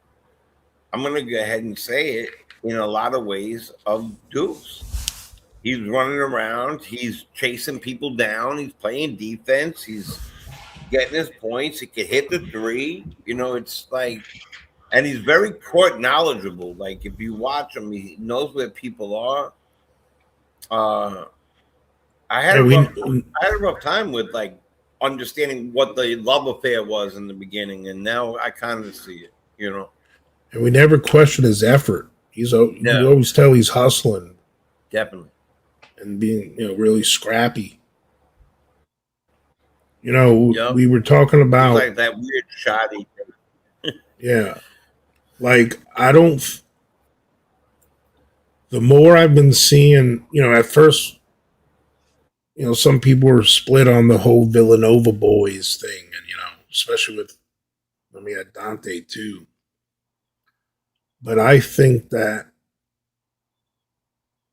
what makes Mikhail and Josh so another part that's so valuable besides just their play on the court is those are two guys on this team that actually have the respect and gall with Jalen Brunson to put him in check sometimes. You know what I'm saying? Like when you got a superstar that has two players, they have his ear. Like those are two guys that are lifelong friends to him. Right. So when you got guys like that, you're counting on. And they're also guys that, in a different situation, these other guys on the team can't tell Jalen Brunson, yo, bro, man, stop hogging the ball. Yeah. You ain't be able to say that to Jordan, or somebody. But James Worthy might could say it to him, because they had that relationship in college. You know what I mean? It's just that's why we have this little hidden superpower with these teammates, having those three that play at such a high level that have played together for so long. Yeah, it was even better when you had Dante here too. Yeah, so Dante was definitely one that could pull him off to the side and be like, "Hey, bro, I'm wide open. You don't hit me, I'm gonna kick you in your leg." Like, you know what I'm saying? He was definitely, not your ankle, but like, somewhere in your leg, something like that. I'm gonna throw water on you while you're sleeping. And I think it's carried over to Mikhail, the way he's been holding people accountable on the court. Like, he kind of got on Cat a few times, and him and OG had a little thing, and I think Mikhail's getting more comfortable with that. I think it started when he did that with Tibbs, right? That's why chemistry is so important. Mm-hmm. Yep. With basketball teams. That's why you have to be very careful when you talk about trades with this particular group. Anybody ever played Jenga? Yes. Oh, Right? yeah. The object of it is to not tip the tower, right? Mhm. So if you keep moving pieces, you will eventually tip the tower. You have to be very careful with the moves you make with this team because this specific team was built as a unit, not as one player, one player, one player, one player, one player. They literally were built as a unit where there is a deficiency in one, the other picks it up. Yeah, you got Cat and you got Jalen who are not the best on defense, but you put them out there with Mitch and I mean with McAllen, OG, and they make up for that a little bit. So when you think about pulling these pieces apart, you have to really pay attention to what you're doing because, yeah, you can upgrade one player or upgrade the other player, but how does he fit with the rest of the unit? Because if you took away McCall, you just took away a big part of their defense. So if the player you're bringing in is an upgraded player, is his defense better? Because we got McCall here for we got McCall here for everything now, but his main objective is to be a wing stop, right? So if you pull out one of your best defenders and you put him in with somebody who's not as defensively inclined, have you just tipped the balance in the opposite direction? You have to be very careful with this team. It Mm-hmm. all looks good and it all sounds good. Let's get this player for that player, but are they really upgrades? You got to be careful. You have to So be very careful. so I have a I was had a point that I wanted to talk to y'all about. Something that's really on my mind. It's like a point that's a player that I've been wanting here for a very long time. Before I do that, Justo, thank you for the generous contribution. Justo says, run the lights up. And y'all heard him. Trades can affect chemistry, but I would like a vet wing like we had in Bojan. Maybe someone to help Pacom, Modi, and maybe the starters. Agreed. Agreed. But considering the acquisition cost, right? The thing that's been on my mind since Leon Rose has become team president is having Chris Paul be a Knick, right? My thing with Chris Paul being a Knick, before everybody cut me off and chat go crazy, is this. Chris Paul is the last of a dying breed. He's legitimately a floor general, right? And floor general point guards don't care who on the team likes them, right? They don't care about that. They care about winning and running schemes, winning games, situational awareness, time and score, development of young kids. I said this on this channel plenty of times that wherever Chris Paul goes, a young raw talent becomes a star. Everywhere he goes, everywhere Chris Paul goes, a young raw talent that's off the radar becomes a star, right? We saw it in New Orleans with Tyson Chandler. When Tyson Chandler was on the verge of being a bust, you insert Chris Paul, and all of a sudden, you start hearing the term rim runner. You didn't hear the term rim runner until you heard Chris Paul and Tyson Chandler, right? That pick and roll was nuts. And you can't even remember the other guys that were on the team with them. Right. And so he leaves there, he goes to the Clippers, and all of a sudden, the second round pick that they drafted before Chris Paul got there, DeAndre Jordan, turns into a guy. Right. Like DeAndre Jordan legit was on his path out of the league. Chris Paul shows up, and DeAndre Jordan is a guy now. Right? Becomes Tyson Chandler. just like Tyson Chandler, right? Yeah. And so everywhere Chris Paul goes, a guy like He was with SGA. Mikal Bridges. A guy like Mikal Bridges. Oh, yeah. Right? Becomes a guy. Like Mikal Bridges, his nickname in college was Noodles because he was never big enough or strong enough, right, to do anything. All of a sudden, Chris Paul shows up. Names like Jay Crowder, Mikal Bridges, the kid from North Carolina, the one that's in Denver now, Cam Johnson.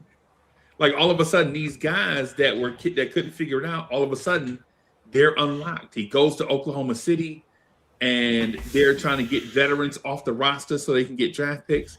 And then the guy that was averaging 10 points a game all of a sudden is developing with Chris Paul, and eventually that guy becomes the MVP of the league, right? He goes to San Antonio. All of a sudden, Steph Castle looks like the steal of his draft. Oh man, you beat me to it. Right. Right. And so now when you're talking about, in my opinion, when you're talking about a Chris Paul, I think the floor general thing with Chris Paul. Now, mind you, he's an alpha on a team full of betas that are pretending to be alphas, right? Chris Paul has a very strong personality, but at the same time, that strong personality is what brings the best out of certain players, right? Like Chris Paul here, I don't know if it would be Tyler Kolek that he turns into an NBA star, or Mo Diawara that he turns into an NBA star, or whatever young guy. Hug Porty turns into an NBA, and I'm talking about a star. I'm not talking about a rotation player or a starter. I'm talking about Chris Paul's impact on players. He takes a young, moldable player and turns that player into a star. And you don't know who it's going to be. Like, we never knew it was going to be Tyson Chandler, who would one day become the NBA Defensive Player of the Year. Tyson Chandler didn't look like that. He looked like a small forward. He looked like a small forward with 7-foot small forward with no handles. Chris Paul gets him. All of a sudden, he's got a legendary career, right? And so I understand like the basketball part of the Chris Paul thing. Like, people don't like Chris Paul because he's always been the enemy, right? But what would you get from Chris Paul if he was to be your friend? It's something to consider. Now, I'm gonna leave it right there and let y'all throw me under the bus for the Chris Paul thing, but it's something to consider. I wanted Chris Paul at the beginning of the season, but you go ahead. I wanted him in a Knicks uniform then. Right. Not wonder what Malcolm would happen Brogdon. to I So wanted is that Chris you Paul. being an advocate for bringing him in right now? Possibly. Me? Yeah. Yes. That's something you would do. Yes. Because in theory, he'd be your fourth point guard, right? Right. But the thing is not what he does on the floor. It's what Chris Paul does off the floor. Right. Right? Like legitimately, there is a level of intelligence and toughness and things that goes along with having a Chris Paul that teaches these young guys things. Because if we ask you who on this roster can help a young developing point guard or wing player to unlock themselves, we got a development team, but none of them are like, hey, Kolek, when you turn this corner right here, your eyes should be right here. This is the body position I'm always in, because I'm looking to get my guy cutting from this angle, because most defenses are going to be looking at such and such and such. Nobody, and you know why? Because nobody on this team is a pure point guard except for Kolek. Right. Everybody else is a combo guard. Like JB always said, if he could have a guard, if he could play the two, or even play the one, but let the two dribble the ball up, it doesn't matter how you put it. Right. The amount of responsibility to dish the ball comes off of Brunson, and he's already a scoring machine. He becomes, you could add 5 to maybe 10 points to that. He is that, to find yourself wide open, to go make your own shot, to be available for something else. Plus, it also takes away one of the things that I dislike so much that they haven't really worked on, is that half-court trap. Right. Yeah. Having someone like Chris Paul, man, you made today sees a lot of thinking going on. Having someone like Chris Paul helps Kolek develop, but it takes away from his minutes, if depending on how they're allocated. it definitely helps a half court trap, and it gives me exactly what I wanted: either a point guard Right. or another combo guard to help JB become when he wants to be a shooting guard. Right. And so I would say yes as well. And for the money that we're working with and all that issues of the whatever, I could He's at see a him discount. coming to New York with the all right, I'll take this. What was the insurance commercial he does? Him and Whatever. Cliff Paul. State Farm. Yeah, he'd be like, I'll take the Yeah. State Farm discount today, right? Yeah. Right. So Because even if he plays just a little bit, Mitch and Huck Porty are gonna be catching couple lobs. that's what I'm saying. You can turn them all into that. Like Mitch is gonna actually score some. He's gonna help them play. He might help turn Huck Porty into. I mean, his skill set is very similar to DeAndre Jordan's if you think about it. Yeah. He's a super athletic, big. He can jump. Doesn't really do. Go ahead. Yeah, it's very interesting. I'll tell you Yeah. that. It's something to think about. The funny thing is, he is the enemy. I have disliked Chris Paul for quite some time. All right. Yeah. But ironically, I have always liked that Clipper team that you're talking about, and I loved the. Let's not forget, it was the New Orleans Hornets. Right. Yep. Okay, it was before they moved Charlotte, and then they got their own name. They were going to be the Mosquitoes. Then they became the Pelicans. That's exactly the truth. Right. That's what they were going to be. So I can name people on that team. Dave West came to that team. Yeah, David West. David West was the power forward on that team. Yeah. And the other kid from the Suns, the French kid that could shoot in the corner, was on that team. Anyway, he hasn't done one thing. He has one thing left to do, if I'm mistaken. The chip. Get that championship, right? Yeah. Yeah. I mean, look what he did for Phoenix that year. Right? Yeah. I believe that. I almost started dancing. I believe that's a marriage. Like, each one has something for it. Interesting. Right. Interesting. The most important, because developing a star, like, because you don't know until he gets here who he's going to take under his wing and help develop, right? Like when San Antonio, you thought it was going to be Devin Vassell because Devin Vassell was their up and coming star before Wemby and all them guys, right? Yep. But now Devin Vassell is like fourth in the pecking order. Yep. Right? He's about fourth or fifth in the pecking order now. The Dylan Harper kid, the Steph Castle kid, Wemby, and so you have these guys, but with us, the main thing is when we get to the playoffs and teams throw these exotic looks at Jalen Brunson, you have a veteran, whether he's in the game, that can help against these exotic looks, or if he's on the bench, he can point out what they're looking to do based on personnel, give you the heads up, and now you like, oh, okay, they took out shooting to put in long defenders. We know their trap is coming because they want to basically buckle down on defense and get transition baskets. Like these things, like these small micro decisions within the game that the average fan doesn't notice. Like, why are they taking out a shooter to bring in, or taking out two shooters to bring in two wing players, athletic wing players? Because they plan to trap and they plan to get their scoring not from threes, but in transition offense using defense. Defense to offense is what they're looking to do.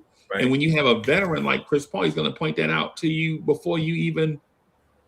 Colett, keep your head up. Look out for the trap. Don't go down the floor. Stay back with Brunson. And that's why I wanted him here. Right. That's the small things that when you watch it, if you're a casual basketball fan, you're not going to notice like these small things. veteran guys like Chris Paul, it's like, oh yeah, I know this guy. I know he wants to force you one direction because he's good at reaching around you from the other side. So he's gonna play you hard right so you can go left so he can try to reach. OG Anunoby does it all the time. Play you hard in one direction because he's good at stealing the ball in another direction. That's right. Right. That's a great point. Right. And so like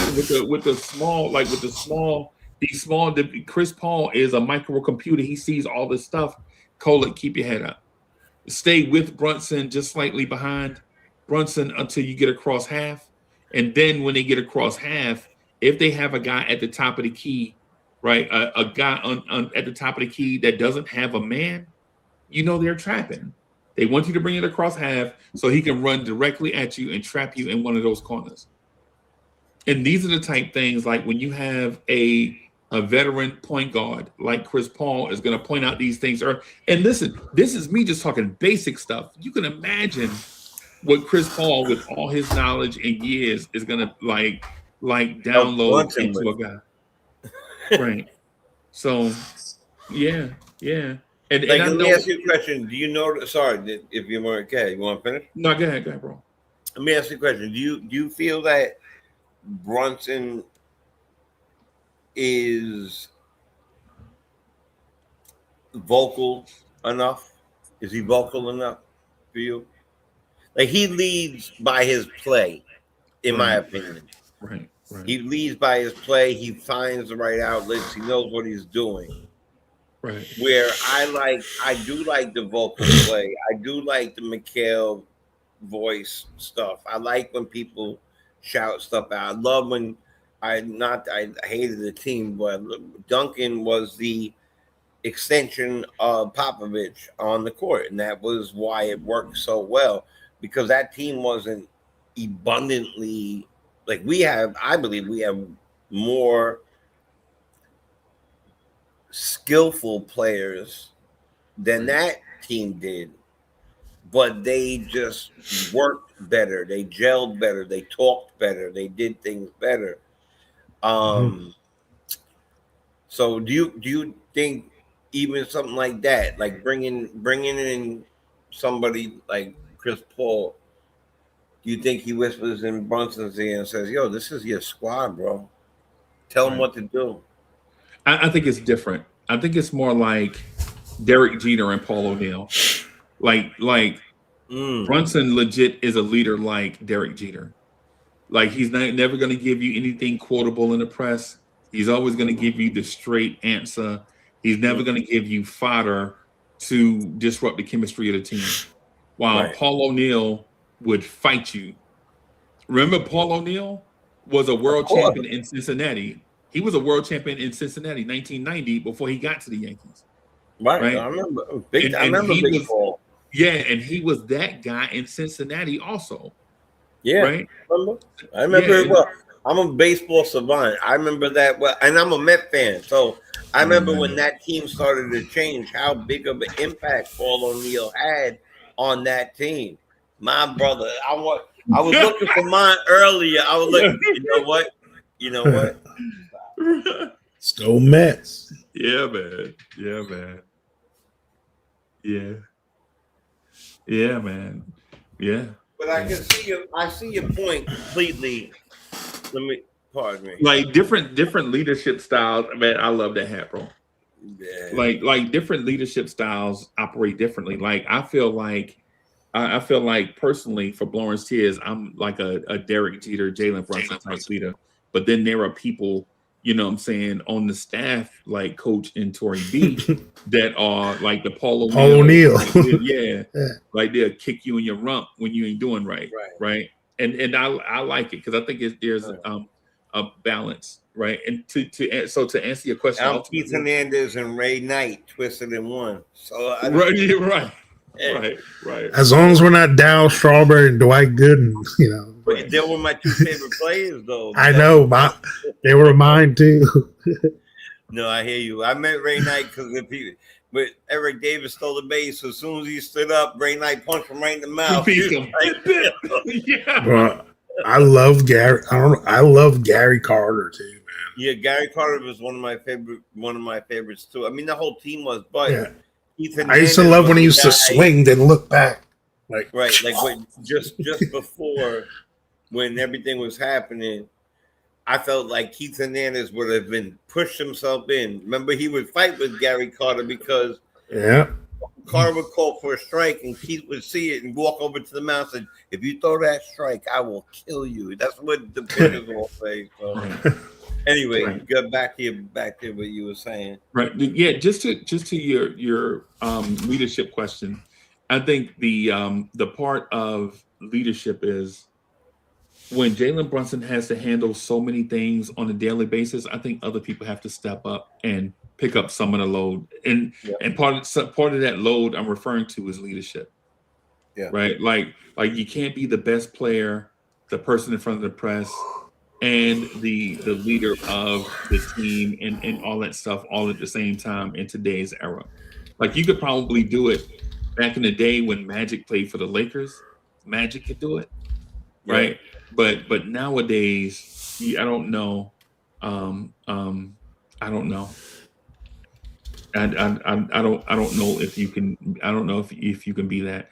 I do think though, by adding, say, Chris Paul instead of Herb Jones, I think you're adding an element of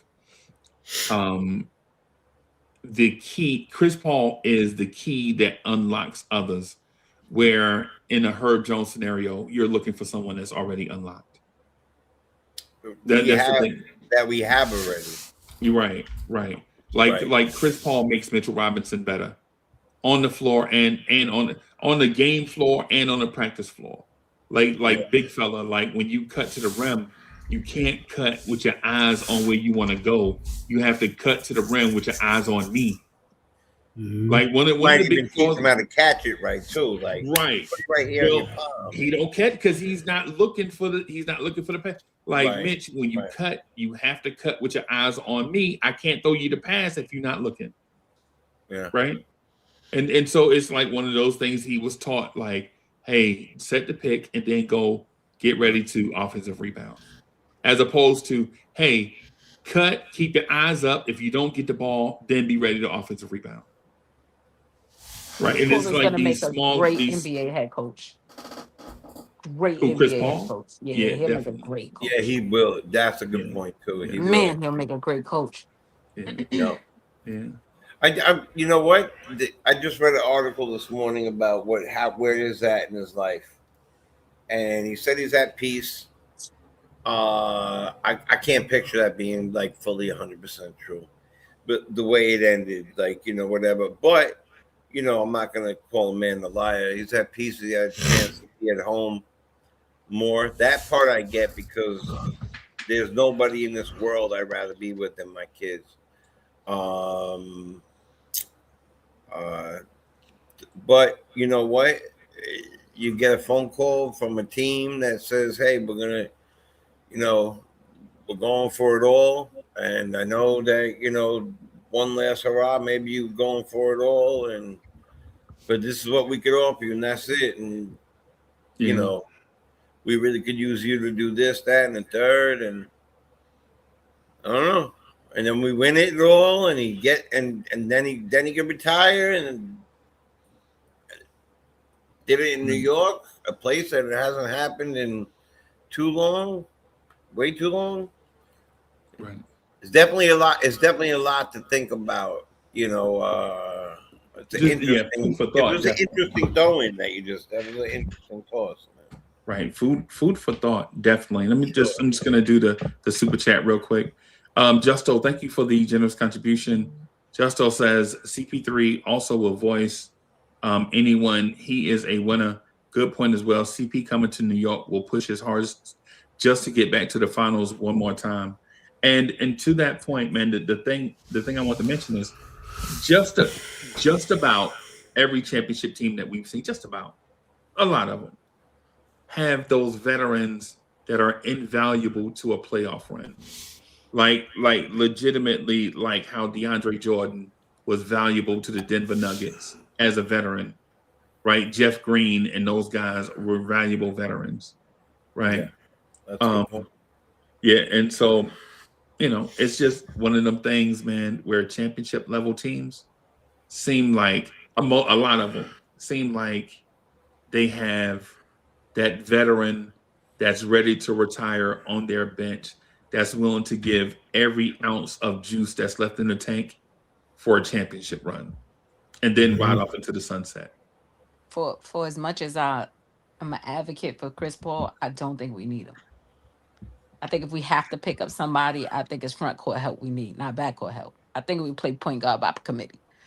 I don't think we need Chris Paul. I like the idea of having him. I just don't think we need him. I just think our only pressing need is probably front court help, because I think that's where we get pretty thin. But other than that, I think we're okay. You don't like Hug Porty? I do like Hug Porty. Okay. But do we and for as much as if Brown is not going to give him consistent minutes, right? He's raw. So when he gets out there, he's overly excited. I think he's trying hard to do all the right things. And sometimes when you try a little too hard, you mess up. And I'm not knocking Hug Porty. I think he just makes a lot of mistakes. Mistakes that get covered up because we have a really good offense, but he makes mistakes. And I think that we need maybe a veteran presence up front. And I'm not knocking Hug Porty, but he's gonna have to let him play.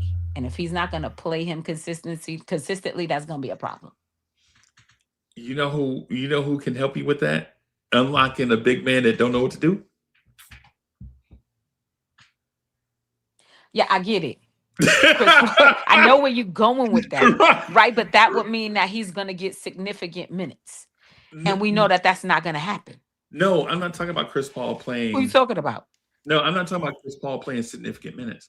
What I'm talking about is his impact on this young big. Like everything, and I know y'all understand this already, but everything that happens to an NBA team doesn't just happen on game night. Right? And I'm talking about these things like in practice sessions, like preparing about all these subtle things that we know go along with. Right? Like we saw him the Tyson Chandler transformation was incredible. DeAndre Jordan, a second-round pick that might have been out of the league. Yep. The transformation was incredible. And then to see him also do it with Clint Capella and DeAndre Ayton. Like, right. Look at DeAndre Ayton's years with Chris Paul. Coach, think about what years without. Think about this though, right? What you saying? He was at the helm. He was the floor general. Right. He's not gonna be the floor general here. Right. So while all of that sounds good and it all looks good, when he gonna do it in practice? Yes. Right, but that doesn't translate because he's not gonna be the person on the court with them. So that the other person will be like him, is what he's saying. Yeah. I don't know. I mean, again, please don't get me wrong. I'm a Chris Paul fan. I like Chris Paul. Right. I wanted him here at the beginning of the season. I wouldn't even care if they signed him right now, one way or the other. If he comes, is he going to help these guys transform into the things that we need right now? Yeah, okay. If that's what he's going to do, then go get him. I'm just saying we don't need a point guard. What we need is front court help. That's what I'm saying. That's it. But I think if he's going to come and he's going to make them the front court help we need, then so be it. Yeah. And then let's go. Let's get him. But I think what's cool about what Freezy was saying was that I think he can give some insight to guys like Huck Porty and Mitch and Diawara and some of these guys that he can be like, look, if you want, when you roll after that screen or when you break to the basket, you need to make sure you're right here in his line of vision, or make yourself known by this, or do this body position, right, so he can see you for that lob. There's maybe Brunson and Deuce, Kolick, some of them guys aren't able to voice it to them where they want them to be so they can get more lobs. Because they don't know Coach, it. I get it. I get Yeah. everything Freezy was saying. I did not understand what he was saying. I get it. Yeah. Well, it's geared to everyone. I didn't mean Yeah, I got it. It wasn't just at you. Yeah. Right. Those dudes, they think about it. Kolek and Deuce have been here. And what did they say to those bigs that make them look different? Those bigs that we mentioned, the reason why we're having this part of the conversation is because those dudes can't do it. Just having Chris Paul in a uniform helps the Knicks. Maybe not on the floor, maybe not on the floor every night, but at least having Chris Paul in the facility helps those guys get better. Right? It helps those guys get better. Like, for instance, even to the other side of it, we have dudes injured right now in the backcourt, right? And Chris Paul just having a uniform is just being it automatic. To me, the first improvement goes to Josh Hart. Josh, when you get the ball and you look up the floor, this is what you should be looking at. Right? And Josh Hart is 30. Josh Hart's not that much young. Well, he is a lot younger than Chris Paul because Chris Paul is old as dirt. But at the same time, when you bring these type of guys in your facility, now you're like Mitchell Robinson's offense probably goes from like 4 points a game to maybe 8 points a game, just because of what he can, with the wisdom that he downloads. Right. That's what I think. He might unlock something in Brunson. He may unlock something, right? Like the point guard stuff that some people are calling for him. Right. And to Coach's point too, when you look at the coaching staff, who's just your point guard guru on the coaching staff? Probably Mo Cheeks, but yeah. I don't know, or Brunson's dad. Yeah, but look at what the guards look like with them two. Yeah, they've been here for a couple of years. Right. No, that's just. I just wanted to throw that in as the last topic before I get out of here, man. I just wanted to thank everybody for coming through and rocking. Man, the conversation, man, was dope in my opinion. You know what I'm saying? Talking about the development of the young kids and what it would take for the Knicks to win, man. I really enjoyed it. Y'all got anything else y'all want to throw out there before we get out of here? Before we wrap? Enjoy the ride. We had to wait 20 long years to be having these smiles on our faces. Feels good. Yeah. Enjoy it. Right. It can change like that with an Achilles. It could. Yeah, it could, bro. Knock on wood. Prezi, you gotta take him. He said, "Take Mo D around the city and get him chopped cheese. Put some weight on him. Some oxtail. some jerk. I said, hey, tendonism. Yo, we gotta keep some tendonism. I mean, if you want to keep it, I mean, these are extreme examples. But we were talking about developing earlier. You can almost say the top 3 players in the league right now and our best player developed into what they are. They didn't come in the league with that expectation. Jokic, Giannis, and SGA, they weren't seen as going to be what they are now. They developed into these. Yeah. And same with Brunson. Right. They didn't know Brunson was going to be like this. So there is these games is Saturday. These games it's Saturday and what, Monday? Oh. Saturday and Sunday. They play back to back. I meant the East ones. I mean the semifinals is Saturday. Right. Oh wait. Oh, you mean the finals? I don't know. Right. So if we beat Orlando, then we play the winner of, well, we're gonna say OKC because they ain't lose nothing in a really long time. Orlando. When we beat Orlando. Listen, right. Okay. We could go there. And I'm going down to Vegas with my golf club just to insure it. Just to be sure, I'm going with you. Just to ensure, just I'm to gonna make have sure. Word, I'm about to get into the luggage. You bring Who are the I refs? got- Who are the refs for that game? That's what I want to know. Ooh, We got to start working on them. already. Tori B, I'm gonna bring a stack of notebook paper and some number 2 pencils. That's So what, write that because at strongly first I worded gotta letter. write my letter.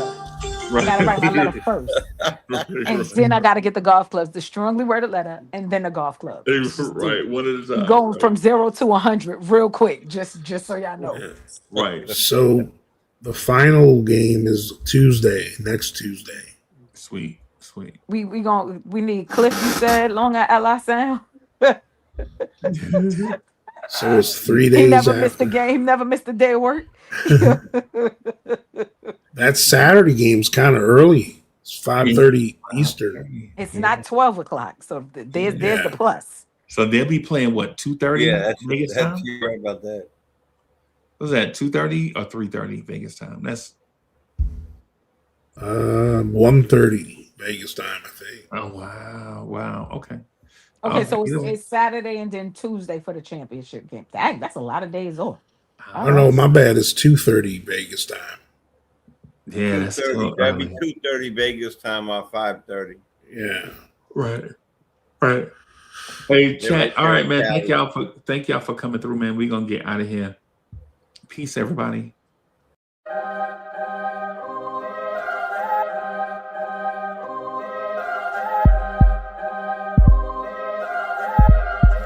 I rank where the view is nothing less than phenomenal. For how I express and project from my abdominal. The only view better.